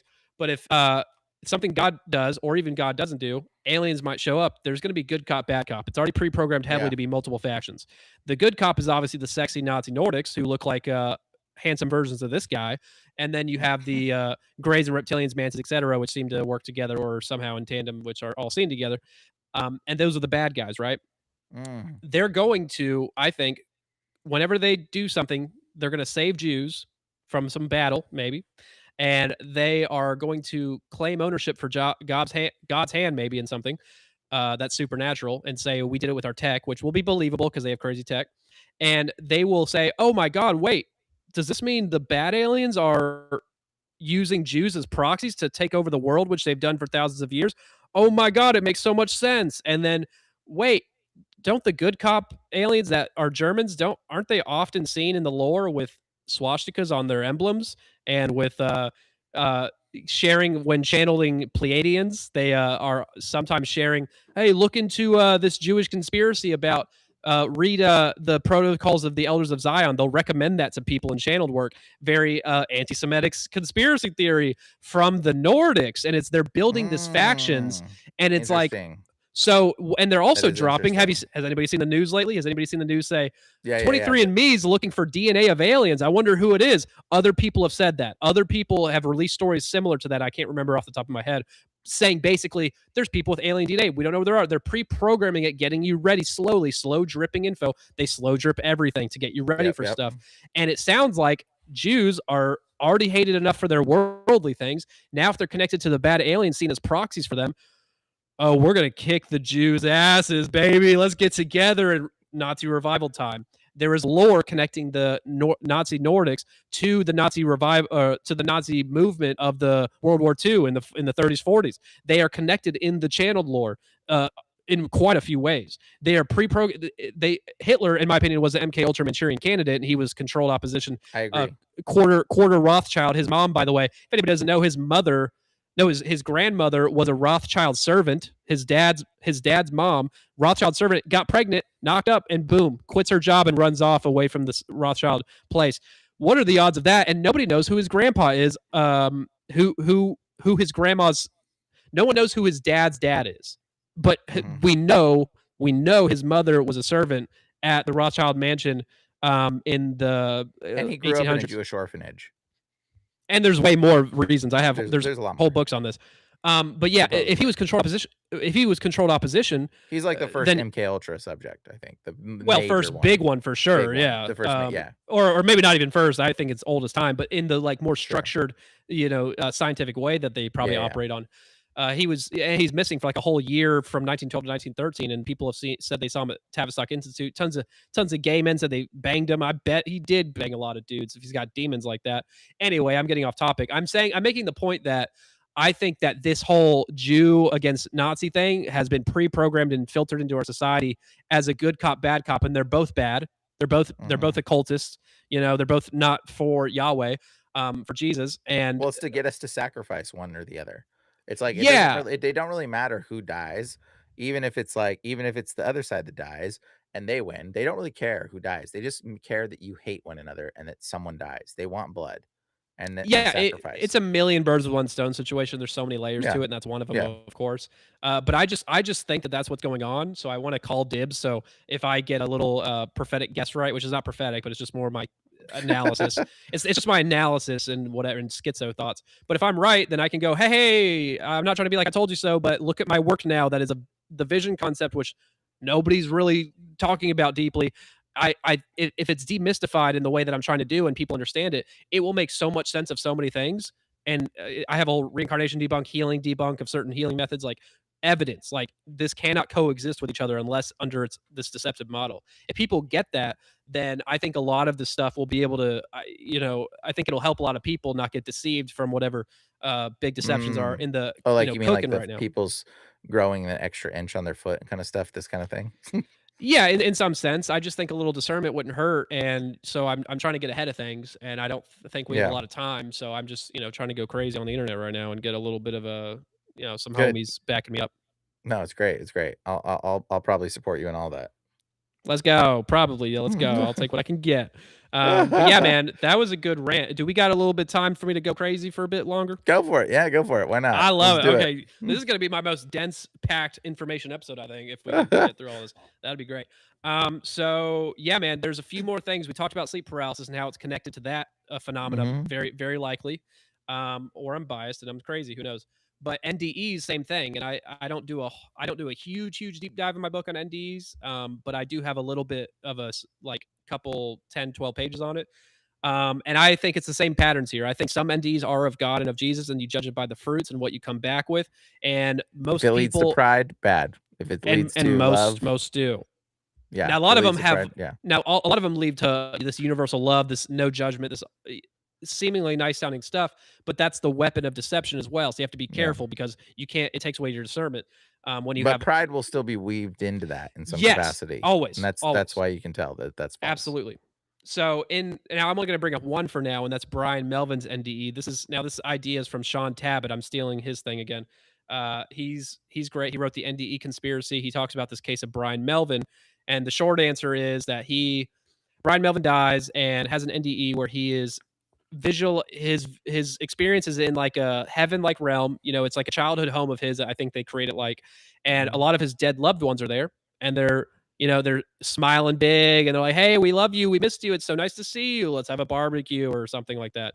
And they're hanging out, and after a while there something happens, and all of a sudden the environment around him goes from very pleasant and nice and wholesome to hellish realm. I don't know how cavernous it is. I bet the AC is broken, but it's very nasty realm it shifts to. And his loved ones turn into, quote, demonic serpent like creatures, he says, which is not a good sign. Now, he is resuscitated not long after Mhm. this, and Sean Tabbitt makes the point, hey, so if this guy had a heaven like experience for a short time, and then it transmorphed into literally hell, and that might have not been a real hell, obviously, it's a simulation. So, how much, he wasn't actually fully dead because he came back. Um, so, if that's fake, and how many people who are having NDs that are very positive and all loving and new age are just getting resuscitated before the transition happens? Mm. Yep. Now that Questionable. adds a whole layer to this thing. And I judge the NDEs by their fruits. Is it new age? Demonic. Is it Yeah. of Christ? And even if it's of Christ, they still do fake gods, fake heavens. That is, And I I and I have a whole thing on that. and I'm of the belief that those people that have the near death experiences that are like whatever, if you ask them and you said, "Do you know that it was actually genuine?" and you actually ask them, for the most part, they're gonna say yeah, there's a part of me that doubts. And if they're part of them is doubting, that's right there, their warning. That's the warning that they had. Very good. Yeah, because if it's God coming to you in such a way, you are not gonna mistake that for anything but what it was. I Mhm. don't think anybody's had a vision from God or an experience encounter with God and not, like, true like, had any doubts what it was. I can't imagine you would. Maybe I'm wrong, but it maybe after time passes, but in the moment, like, that's a powerful experience, I imagine, that he can accomplish more than these dweebs can, but, they have quite a bit of power making you feel certain types of way and feel love and all warm inside. And that's a very powerful weapon, especially for the ladies. Sorry, ladies. But yeah, man, there is a Mhm. yeah. I'm about to get to. I'll quickly talk about shamanic death and dismemberment, which is a shamanic name for a ritual where basically Yeah, they do. it's initiation for the shamans. I'm sure yeah, you Yep. might have heard of it. Mhm. And it happens in, dreams and visions and out of body travel and sometimes comes when you're sick and Or their in a body feat even dissolving, and they'll dissolve from their toes up and stuff, this kinda same thing. stuff like that. But this specific ritual is described often as basically they're in the astral experience and they are chopped up into pieces by spirits. They call them the ancestors. They do the ancestor worship Mhm. stuff, but it's also can be guides, whatever, and it's benevolent. But they chop you up. Sometimes they'll eat you. And you'll feel real Yeah. pain. Now it probably doesn't feel as bad as that would feel in real life, I imagine, but it's you feel pretty messed up pain, and they can get that sensory input into you. Okay, Mhm. control. And they basically eat you and then poop you out and you're a little poop. Okay, I'm exaggerating a little bit. But whenever you're done with it, you now have supernatural abilities, psychic powers, and that was the initiation process for the spiritual realm. People talk about getting surgeries in the spiritual realm from like Crazy. aliens in Cutting the you spirit up realm. and eating you, that's totally a Nephilim thing. Like, come on, guys. Like, it's No, so yeah, clear. yeah, yeah, yeah. They It's wanna very on eat you, brand. cut you up and eat you. It's very on Okay, brand. anyways. But then Mhm. you come back with psychic powers, and there's tons of books you Mhm. can read about people wrangling in ghosts and catching them and then attaching them to their aura so they can get their psychic powers. And I'm like, that's a demon and it's doing a game with you. Mhm. But yeah, it shows you the pain aspect. They can not only affect all your brain, your lucidity, your thoughts, your intuition, which you've allowed them to do by being deceived and choosing it, which God told you not to, but they can also make you feel pain, that's lame. And that also applies to the potentially false certain layer of MK Ultra memories where they're getting this torture that's like, eh, where they're like, it sounds like, how could you not die? And then it's like, well, it sounds like it's death and dismemberment rituals and just a realistic Mhm. simulation. Not going to say all of it. I'm not trying to be hurt anybody's feelings, but it definitely has to be looked at as a factor here. Now, moving on to a more popular subject that people love to hear about is my theory on DMT lockout, which is another shenanigan based theory. DMT lockout, if anybody doesn't know, is when you take DMT a bunch and after a couple dozen or hundreds of times, eventually the spirits you meet or the certain archetypes that are usually just found in DMT or salvia, such as the jester types, the DMT elves, Machine elves, machine elves, yeah, whatever they're called. These archetypes that they choose the to just use jesters. for DMT. Yeah, I think DMT trips, the out of body stuff, is the same thing. It's all controlled Oh, simulations. There's yeah, always absolutely. entities there. Same thing. You're going into these realms via, sort of a violation because a lot of times they're Well, it's taking, like, divination. It's these. a drug. Yeah, it's divinate it is witchcraft, it is magic, and it is you're willfully going into these things, and, like, mushrooms, I say, grow out of the realm of the dead. I mean, they come from the realm of the dead, they grow out of poop, That's true. okay? And so it's like, that's a rotting, decaying thing, and it takes you there. Just same thing, in my opinion, with alcohol. I think alcohol is a rotted fruit, which also brings you it tethers your soul away from your body that allows these entities to get control of you, and that's actually the purest form of demon possession I've ever seen, is when somebody's drinking alcohol and you lose your memory. It's because it's not you in your body anymore. That's why you Side note, stop at 2 that's beers, ladies and gentlemen, 2 beers max. and so anyways, but what I'm saying about this kind of stuff when it comes to drugs and things, like, it's like literally it's the spiritual you're going into the spiritual realm via violation, okay? And you getting into that space, it is a real space. You're there, and it is a tangible or demonically tangible space. And then you have people that have shared experiences while they're high and stuff because it's real. Like, it is a very tangibly somewhat scenarioed real hallucination or whatever you want to call it. But it is a space you can go. So it is very, very much. I mean, you're going there, but violation though of the Holy Spirit and everything, and it's like it's a perversion. You're opening up to all kinds of deception. So it's Yeah, a man. real simulation, I guess you'd say. Yeah, and, yeah, simulation all the way, and they give different archetypes to different drugs so that you think it's taking you to different your consciousness is getting to different places, but really they're just choosing archetypes for different things. Like salvia is, I think, the only drug really you'll hear people saying they lived as a air conditioner for 30 years and time dilated the hell out of them, or they lived as a fence post or a road and people walked on them and they'll feel it for they'll say what feels like years or a whole lifetime. Really, it's just time dilation. It feels like a long time. I did DMT. I didn't know it was wrong. I'm sorry. And I just got tortured the shit out of me for like what felt like weeks, but Dang. being not dramatic, it probably was it probably felt like really a couple hours or a day, but But the really but like the being but the honest about it. understanding, the revelation of the understanding is what it feels like that would have Yeah. taken you like a month or years. Yeah, man, and it was very traumatic, but Mhm, I feel like I'm numb sometimes remembering it, but it's mhm. that's one of my more traumatic memories. But it definitely faded the pain of it like dreamlike, so it does I can still remember it when I try because it was so crazy. But really it was just like I was seeing like morphing five-dimensional looking objects and hearing machine sounds. I didn't talk to entities. I'm just hearing sounds and it's like morphing, it's like but it's like really intense production and the visuals were like you can't describe it. Like, it's those Like videos where EDC. It's like going to EDC. yeah, but like 5 dimensions, yes. And it was very it's like 360 view, like you're like in a sphere and looking at all Mhm. direction. It's like super crazy. They That's just dude, that's tortured me literally what because they're trying to create at, like, EDC and these kind of events, like, it's I would never like go.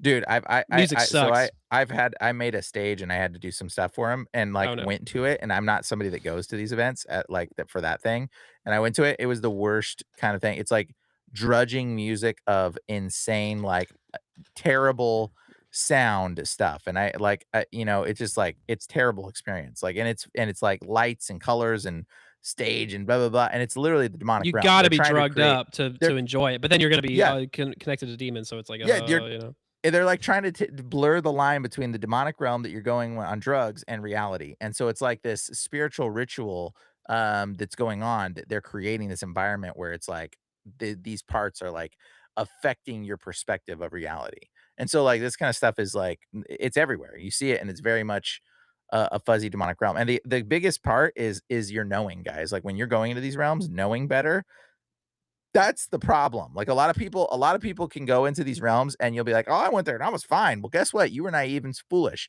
But if you know better, and now that you're being told right now, you know better. Just a side note, just a fair warning, don't go to these places. And it's not like God's still going to protect you. You'll be fine. But don't be doing it, okay? Literally, because there's a level at which when you know better and you do these things, you're totally unprotected. And that's where the demons and that's where they kind of affect you and start to make you have those bad experiences because you knew better and you went into this knowing better. Same thing with like weed and stuff. Like people that smoke weed. Well, guess what? Once you find out that weed is like you're burning an offering to a demonic ritual, and it is there's a lot to it. Okay, just a side note, and then it will start to give you anxiety when you try to smoke it. I'm just giving you a heads up. Like it will become an anxious thing once your spirit becomes more aware and attuned to it. Not in all situations. Maybe there's a difference. I don't know with every person, but like what I'm going to tell you, for the most part, people start to become more spiritually aware the weed becomes an anxious thing. That's why some people get weed when they smoke. They get anxious when they smoke weed, and some people can handle it. But the more your spirit is aware, the more it starts to affect your perspective. But that's There's a kind lot of of how layers all to the that. drugs are. I agree though, Yeah, but there's layers to that where it goes back and yeah, forth. sure, But sure. I do know what you're saying. And I do smoke a little bit of the tree sometimes. Not as much as I used to. I used to be like a daily user for years and years and years, and it made me smart. Like I'm very self aware, but lately I've cut down to like 2, 3 times a month, sometimes 4 or 5, but, like, that's, like, for me going from every day for years, that's, like, pretty good. I was growing and everything. No, I wasn't. I didn't mean that's a joke. But now I'm, like, clean, and I don't do any drugs, You're I did good. You're good, bro. psych You'll get clean all the way eventually. You're yeah, good. no, it's just I bear with I'm absorbing a lot of dark material constantly, but Yeah. I'm a little goofball. Let me deal with it a bit longer.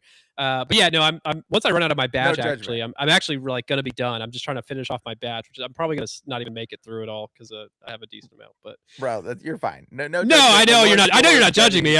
I'm Yeah. just, I like to be clear about my intentions here. But yeah, man, the DMT lockout thing I want to finish is that basically, people will do it a bunch, and eventually these entities will say that they'll be impatient. They'll be like, "You're coming here for no reason. You're just doing it like it's a fun Mhm. little roller coaster, and you're not coming here to learn, which is what we care about. We care about your education. That's what they want you to think is the situation here. So they snap their fingers, and boom." simulation over. Right when they say it's over and they kick you out and they say you're banned, you can't come back.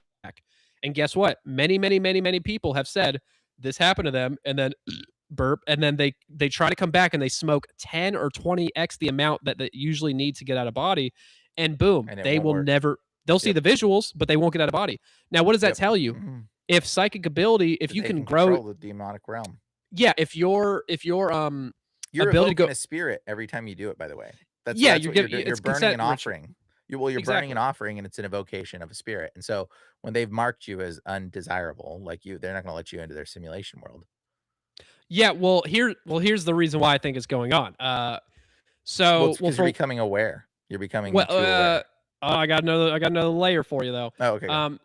So one thing before I get to it is that I think is evidence that your out of body travel is not some innate psychic ability you can enhance, because this drug gets you out of body like that. But if an entity doesn't want you to get out, you're not getting out. So I thought it was a Mhm. power you had, and they just meet you halfway. No, they're if they're not pulling you out, you're not leaving. Yeah. That's Yep. what I think is going on. Now, Mhm. why are they kicking you out? Don't they want to keep manipulating you in the astral? Yeah, but they're Yes and figuring no. out yeah, but they're figuring out you, and this is actually something that I think about demons. I think they do have a capacity to know the future a little bit because of this actually exact reason that you're talking right now, which I know you don't think that they do, but there is some aspect of them. They seem to know when people are actually going to be coming towards understanding or the Lord, and I don't know how they know this, but I've Reading your experienced it all mind the and time. deep analysis.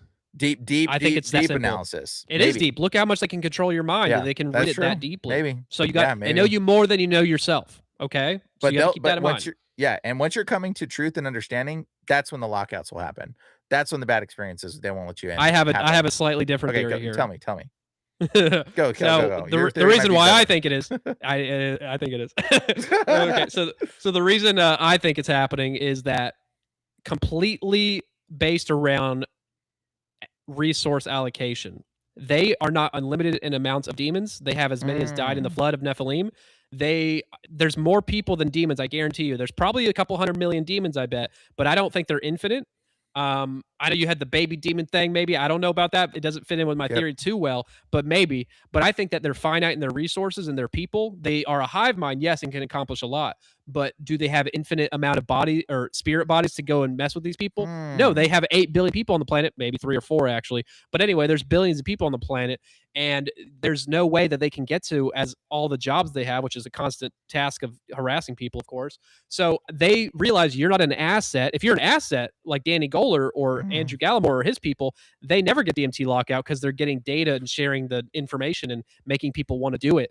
They never have that issue, but they've done it more than anybody. But in their people and their groups doing these testings because they're getting data. But if you're not an mhm, asset, if you're just like some lazy stoner trying to have fun and you're not telling everybody about it and you're not doing any work for them, you're not worth mhm. the return on investment. It is completely resource allocation, and there's evidence of these kind of behavior patterns in the deceptions in my book. And I DMT could see lockout, that too.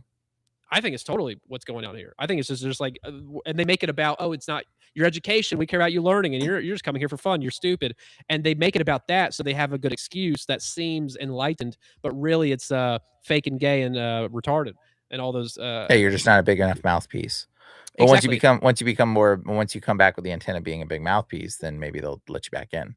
Segue perfectly into my next point. Mhm, mhm, Zoltan Bathory goes on Danny Jones' podcast with Danny mhm, Guller, the other DMT guy who won't respond to my messages. Danny, I love you. We can be friends. So mhm. anyway, he goes on Danny Jones, and Zoltan Bathory is the guitarist, I believe, one of the band members for Five Finger Death Punch. He got DMT locked out after he was doing it a bunch, and then he is upset, very upset. So he begs via meditation, contacting these entities, asking them to return. Why did I get banned, etc. For 4 months. He does this for 4 months. He says this on Danny Jones. You can find it. There's a clip of it on YouTube. It's like 15 minutes. He says he begged them for 4 months to come back, begging on his astral knees, and they finally let him back. And guess what? He's going on podcasts now talking about it and being an asset and pushing the new wave Mhm. of material. Now that he put in the work, and he's a figure. He's in a band. He's in a big band. Maybe we can use him. They brought him back in, and now he's Yeah, going all yeah. the time. So that how does that happen if it's not all entity facilitated, first of all, and they're doing it strategically based on what they can use you for? Yeah. That's really, really interesting. I don't know if it's the yeah, resource allocation or they just control everything in that reality, but maybe. You know, I I will like tell my you that explanation because I'm it biased. it is interesting. It is interesting. I've not considered that. I think of it's more as like they'll recognize that you're going in the direction of truth, and then once you start to go in that direction, it's like they know. I know, and I've experienced this with so many different people in the demonic realm. It's like the demons know when a person where they're about to lose a person Yeah, to the absolutely. Lord. And it's like they somehow like get this premonition and they try to do these things that are really So desperate they towards the change their last minute. tactics, they update their Yeah, they'll change. Yep, tactics. yeah, they'll change it right at the last minute They change when they know they're about mythology to based lose. on, different Yep, cultures and different what they were willing to yep, accept. It's and they rebrand mhm, themselves based on the new updated yep, culture, and it's a constant thing. mhm, It's better to muddy the waters with creating a bunch of different things than to keep one constant. Yeah, the patterns are the same, but the masks are changing, over yep, the generations. So it's the same pattern on an individual and collective level. yep, Strategic, all absolutely. strategic. Yeah, and the other thing, about, like, the DMT lockout stuff, I would say is also, like, really fascinating when it comes into, well, I don't know, just keep going. Maybe we'll talk about other Yeah, stuff. I'm killing it, bro. Let me cook right Keep here. keep going, So keep we're at the going. Bible stuff. It's gonna get real wholesome now, guys. Don't worry. I know it's been a Real little wholesome. crazy. Uh, yeah, man. I think the Bible defends this concept very, albeit less detailed, of course, as the Bible typically is, than what I'm talking about. But he totally admits that Oh, everything I'm saying is validated. wait, I'm gonna tell you one more thing. So for I'll allow those it. okay, alright, allow it on my show, please, thank you. Okay, the thing I would say is that this is really interesting because have you heard the explanation about, Danny Trejo talking about, getting hypnotized by, Charles Manson? I feel Did you like hear I heard about you that? mention this in a pod I listened to like yesterday, but I forgot. To remind me in Super the audience. super fascinating. So Danny Trejo is this famous dude who goes to The jail with actor, the the silly actor, looking yeah. actor? Yeah, Yeah, yeah, yeah, I the know actor, him. yeah. The Yeah. tomahawk guy or the Yes. something, yeah. Chainsaw or something, gun. He had, like, a gun guitar thing or something. I don't Tomahawk know. Joe or Anyways. some stupid thing. Yeah, I don't know. Okay, so he's, that dude. So that guy goes to jail and Machete, this machete, sorry. Machete, that's it, you're right, okay. Uh, Okay, yeah, so anyways, he goes to jail for real life, with Charles Manson, and he's, like, in jail with Charles Manson, and Charles Manson he ends up finding out that he can hypnotize people to get high and to be, high on heroin or weed, yeah. and he's, like, blown away. He's like, "Dude," so they just did it all day. So they kept him protected, and they kept doing heroin and weed. And then, what ended up Only if you've done it happening before, right? that's exactly. So that's the thing. He couldn't do it to one of the guys. One of the guys, and Charles Manson's response was, "Oh, I can't do it to him because he doesn't know what it feels like. So I can't get him to feel that way to go into it." And he like full on their eyes turn red, bloodshot, and they throw up and everything. So it's the actual real experience that they're experiencing. But the dude that can't do it, he can't do it because I'm telling you right now, because he never evoked the spirit, because he never Yep. introduced it. And this is a very key point in a lot of drugs. The first time you do it, it don't work. And the reason why is because the first time you do it, it's an evocation. That's why the first time you try to get high, the first time you try to do mushrooms, first time you try to do it's the evocation ritual is, and that's why you don't actually get the experience until the second time you do it. That's with a lot of drugs, and that's pretty common to the pattern. But if you've never done it, you've never evoked the spirit. The spirit doesn't have access to you, therefore it cannot take you into the reality of the spirit realm or whatever kind of high state that it's taking you into. Anyways, that was another thing I was gonna mention. That What makes do you think sense about because that? I think that's what happened to me, and everybody just made fun of me and said, "You're just hitting it wrong, retard." And I said, "I'll do it right. Teach me how." And then it ended up working, but Yep. and then I became this guy after a lot more of that, but not a bad thing. Well, you're Uh, free now, so it's good. You're yeah, good. that's right, baby. And the Lord showed you a bunch of things. Showed you a bunch of cool stuff. Too much, hard to Yeah. blink sometimes. My eyes are so wide open. You know what I'm saying? But you get it. But It's yeah, great. man. No, I'm happy with it. At least I have a purpose. It was sucks because I read like 90 New Age Gnostic slash books, demonic doctrine, reincarnation, and I said, "Oh my gosh, I wasted all this freaking time." And Yeah. God's like, "No, you didn't." Yeah. And He's like, There you "Use go. it." And I said, Exactly. "What?" And I was like, "Okay." So it worked out. Kind of Every the same with me too, a little bit. So yeah. Yeah, like I couldn't have gotten where I'm at without it. So I'm very glad about it. The whole path was Mhm. guided, I like to think, or I'm an egotistical bastard, whatever. The Lord Anyway, uses so good things. He lives all things for those that are good. They're called according to his purpose. So you're good. that's right. That's right. He does. So I'm gonna get into First Mhm. Kings 22, which is probably the most direct, large example of validating my theories here, and then I'll mention a Mhm. few other verses that are similar. But yeah, First Kings 22. I'll just give my own goofy guy rendition of it. Basically, it is King Ahab, the pagan douchebag king, and Mhm. he is meeting with Jehoshaphat. So King Ahab is the northern tribe king of Israel. And then Jehoshaphat at that time is the southern tribe, the two tribes, Judah king. And I think their kids are married, so they're like in laws now. But either way, they're both kings nearby each other. They're hanging out, all Jews and or all Israelites. That's And right. Yeah, this is before the yeah, Jews. I know, I know. Okay. But yeah, I just the word is fun. So yeah, they're hanging out, and Ahab's like, "Hey, bro, you want to go kick butt and plunder Ramoth Gilead and take their stuff and murder them?" And he's like, "I don't know. Like, can we go consult the Lord first? This is kind of a big move, but I'm not against it. You know, he's trying to do the right thing, but he's a little bit silly." And Ahab's like, yeah, yeah, whatever, whatever. Yeah, we'll get the prophets. We'll get all 400 of them, 400 literal prophets, local. He rounds up, and I don't know if these are all chosen by God, but they're all definitely pagan worshippers and divinators and doing an occult practice. It seems. Prophets to kill. Yeah, there you go. So the 400 show up, and he asked them to prophesy what will happen if we go to battle. This is now they're getting downloads of information, and it seemingly insinuated visions alongside it. This sounds like remote viewing, if not astral travel, but it's very much sounds like remote viewing here. They're just not calling it that. And what happens later is remote viewing for sure, but we'll get there, and that's why I think everybody's having the same thing happen essentially. At the very least, it's a download of information from somewhere, yourself or a spirit. So they all 400 say the same thing. You're gonna kick butt. You're gonna do great. You have no issues really, and go for it.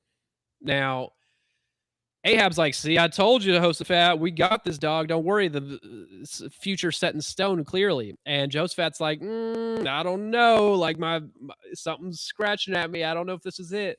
And he says, can we get one true, like definite prophet of the Lord Yahweh? Good move, but it's pretty obvious what's going on here, I would imagine. But, it works out because Ahab goes, fine, whatever. I'll go get Micaiah, which is a true man of God, chosen by him, not, a divinator.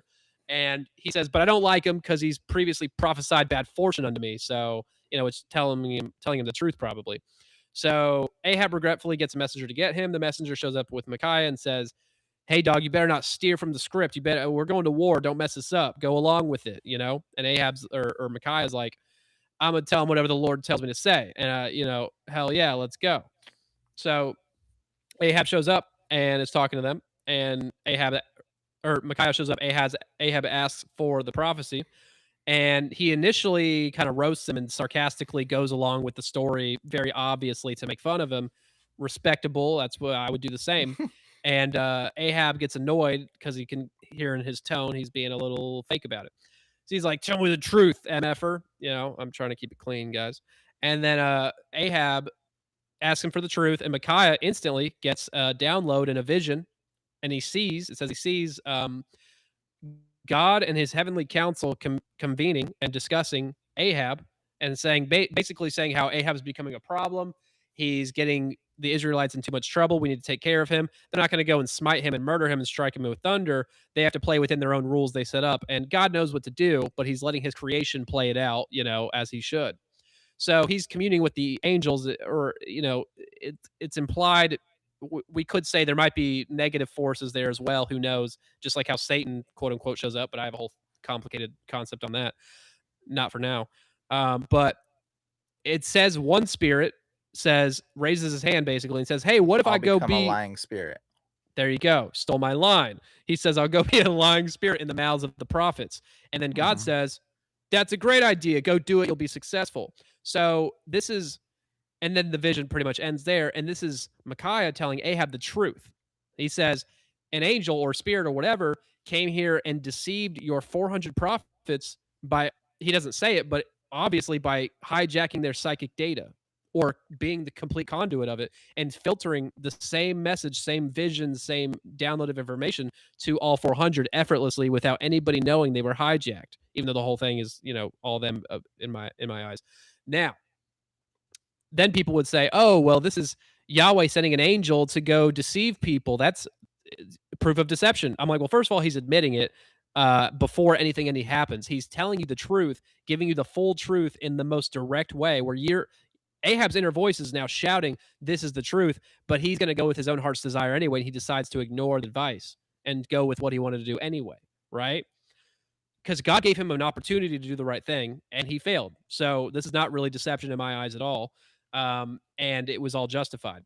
So then you have Ahab goes to war anyway. Jehoshaphat goes along with it, even though it kind of dumb. I don't think he meant harm necessarily, but Mhm. basically Ahab gets shot by a stray arrow just randomly. It's not even aimed at him. It's just like aimed in the sky and he gets hit and he bleeds out hours later. Jehoshaphat was about to get killed. They were looking for Ahab, this other side, and they see Jehoshaphat. And he gets on his knees and starts praying to God and repenting as he should.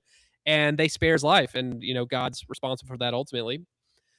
So this is a story telling you that a Bible story admitting that spirits, whoever it was, has full control over your psychic information.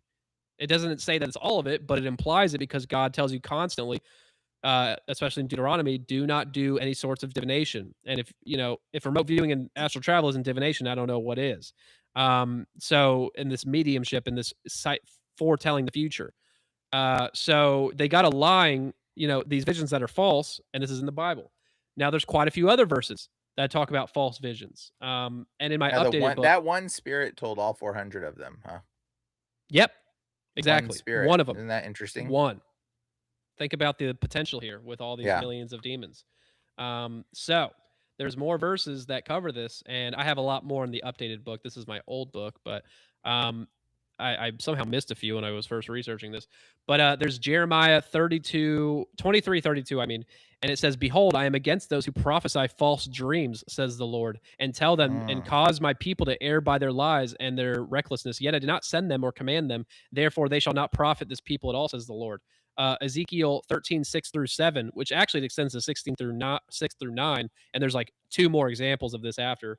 But it says, They have envisioned futility and false divination, saying, Thus says the Lord. But the Lord has not sent them, and they hope that the word may be confirmed. Have you not seen a futile vision? And have you not spoken false divination, you say? Mhm. But the Lord says, I have not spoken. Now, let me just remind people and there's like 8+ of these verses saying false vision, false dreams, false divination, futile vision. What does that mean? It means it is something that is a spiritual experience that is so convincing it causes you to go after other gods.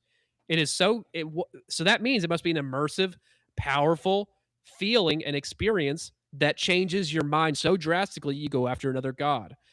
Mm. That sounds like a literal vision or out of body travel, which is the most immersive form of a vision, or a dream, which is the same concept, just in a different archetype.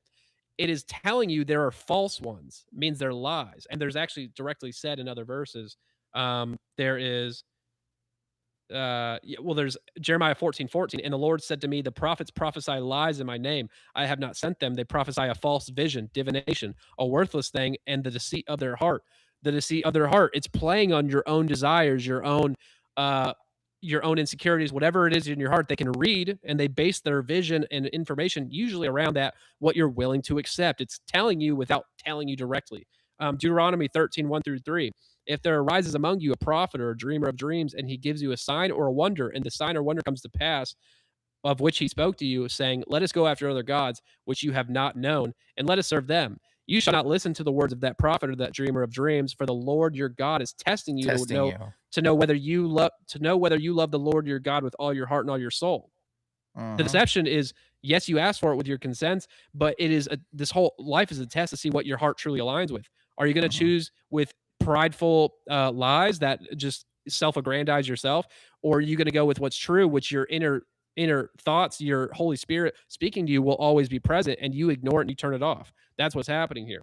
I don't have the verses on me right now; they're in the updated book, but Lamentations 2:14, Zechariah 10:12, Ezekiel 13:23, 21:29, 22:28, Jeremiah 23:16, 2 Kings 17:17, 18. All these verses mention false dreams, false divination, false visions, dreams, etc.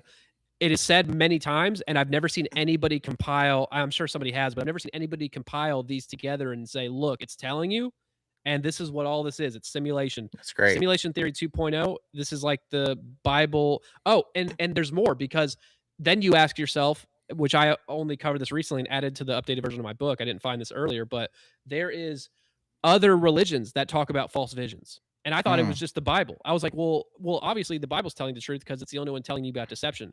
Not true. But it is true, but let me lead you there.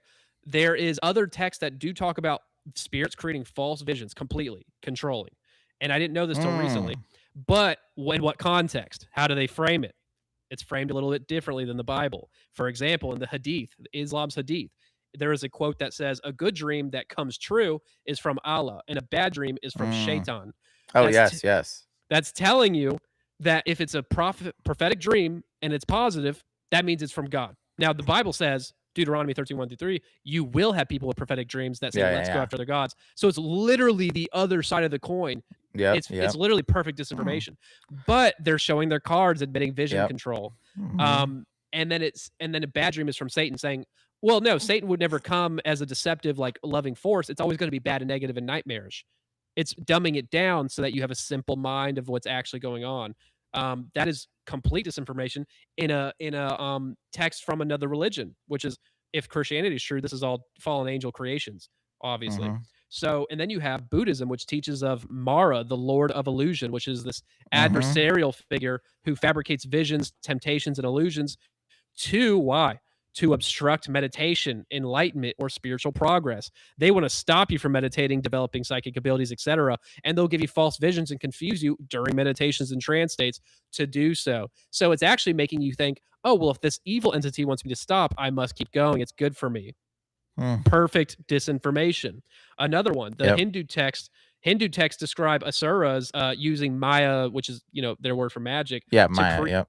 to create false Illusion. yeah, to create false visions and experiences. It says they create deceptions in non-physical places, astral, to trap or confuse the departed.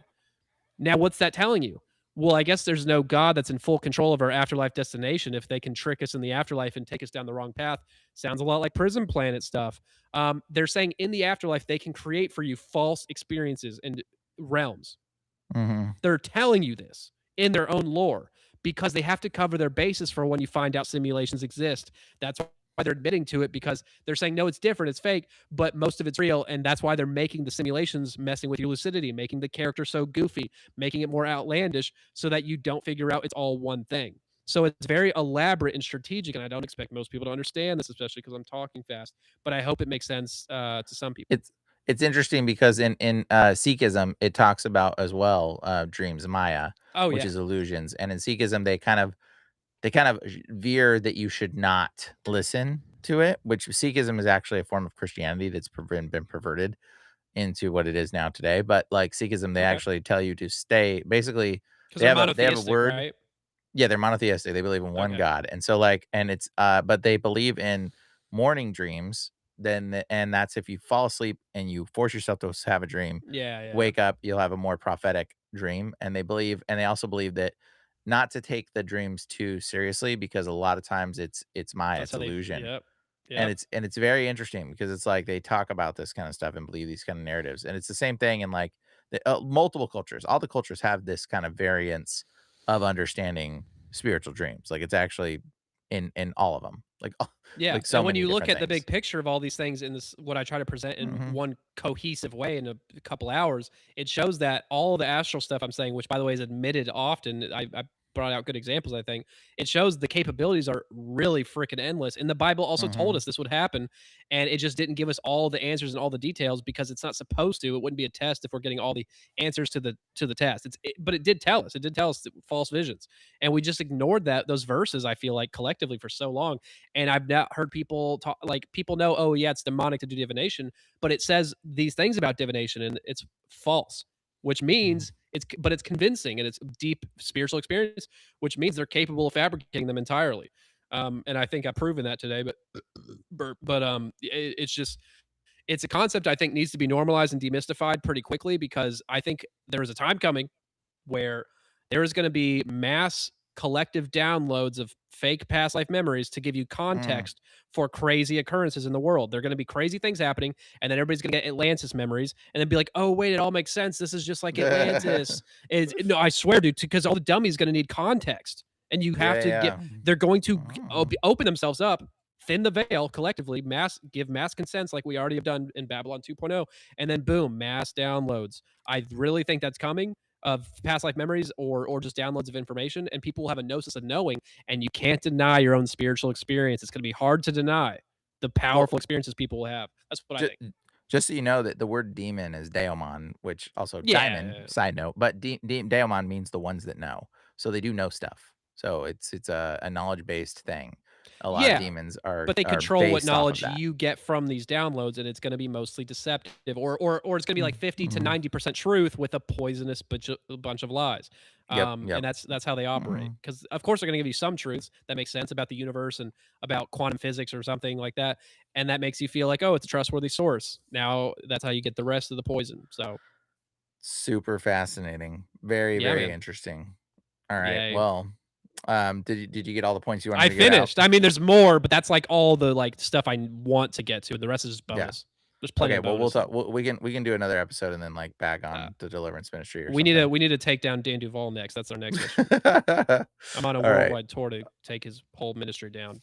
Yeah, well, there's unfortunately a lot of deliverance people in the deliverance ministry are leading people into this sort of, Well, then we got to get woo-woo loud and magic obnoxious. I space. feel like, right? Yeah. So And now that I've, like, come to that realization that's the direction we were headed, and, like, like, I am starting to get a little bit more loud about it because, like, honestly, I don't think a lot of people are being deceived, and it's, like, really yeah, disheartening. It's really disheartening because, like, yeah. yeah. After you hear my part two material, I think you'll have a lot more context too for some of the operations, and you already have quite a bit, I can tell. But I think the layers I present, which I haven't heard anybody else talk about in certain ways, is going to add a lot of detail, which is evidence that this stuff is happening. Like it's like you cannot deny because when you cross examine these sources and testimonies, they can't Mhm. coexist except in the model we're talking about the deceptive vision control, strategic healings of demons, which are temporary unless you're an asset, and make you come back for more like a drug with these Oh, sessions yeah, there's often. so many deliverance minister people, like, the people come back Repeat all the time. customers. And, Yep. yeah, you see it so often, it's like, "Dude, why aren't Shouldn't you be healed?" necessary at all in a real healing. Exactly. There's something going on wrong, and that was one of the things that kinda, like, bothered me a lot when I would see people, I'd be like, "Dude, why are you back? Didn't you not receive the truth, like, the understanding of it?" And it's Yep. like, "Okay, this is the deception." And so, yeah, there's so much we'll break down. That's great, bro. Well, I'm glad that we're friends now. This is awesome. Oh yeah. Yeah, so, I'm down to, shoot some arrows and cause some ruckus. I am trying to get sued, absolutely. Just kidding. Just kidding. But I'm being Definitely safe that's not gonna about it, I happen. think. Yeah, Yeah, well, that's not gonna happen. You'll be yeah, protected by the Lord. I don't think the law will have much going on in the future. I think it's just gonna get Mad Max out here, but what do I know? Uh, but yeah, man, Sweet. this is what I love to do. I'm gonna plug myself before you forget to Yeah, mention it because I have to. yeah, For anybody who what's your made it this stuff? far, thanks for everybody for listening live and in the future. But I love you guys. My name is Seth Kicklighter. I wrote Spirit Realm Shenanigans, an unhinged rant exposing the psychic fabrications of discarded dweebs and Nephilim nitwits. And it's a long book, and I only covered Put it one up close chapter to the today. camera. Let's Well, see it's it gonna be close to the blurry, camera. but the artwork is Oh, fire, is but it? it's blurry. Oh, okay. Dang, it is Artwork's blurry. fun though.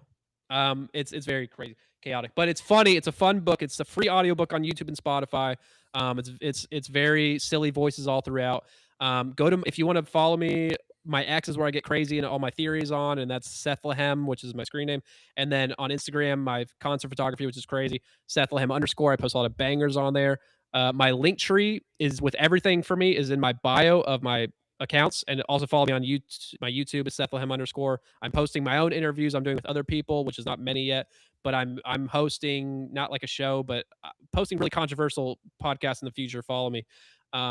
That are some that are already on there are very good. If you want to know the origin of Satan and biblically, there's a crazy podcast I have on there. What do I know? But yeah, and Seth Lehem everywhere, and that's about it. Thank you guys. I love you. That's awesome, bro. Appreciate you, man. Thanks for coming on, and thank you everybody for watching and hanging out with us. And yeah, that's pretty much it. All right, guys. We'll see you.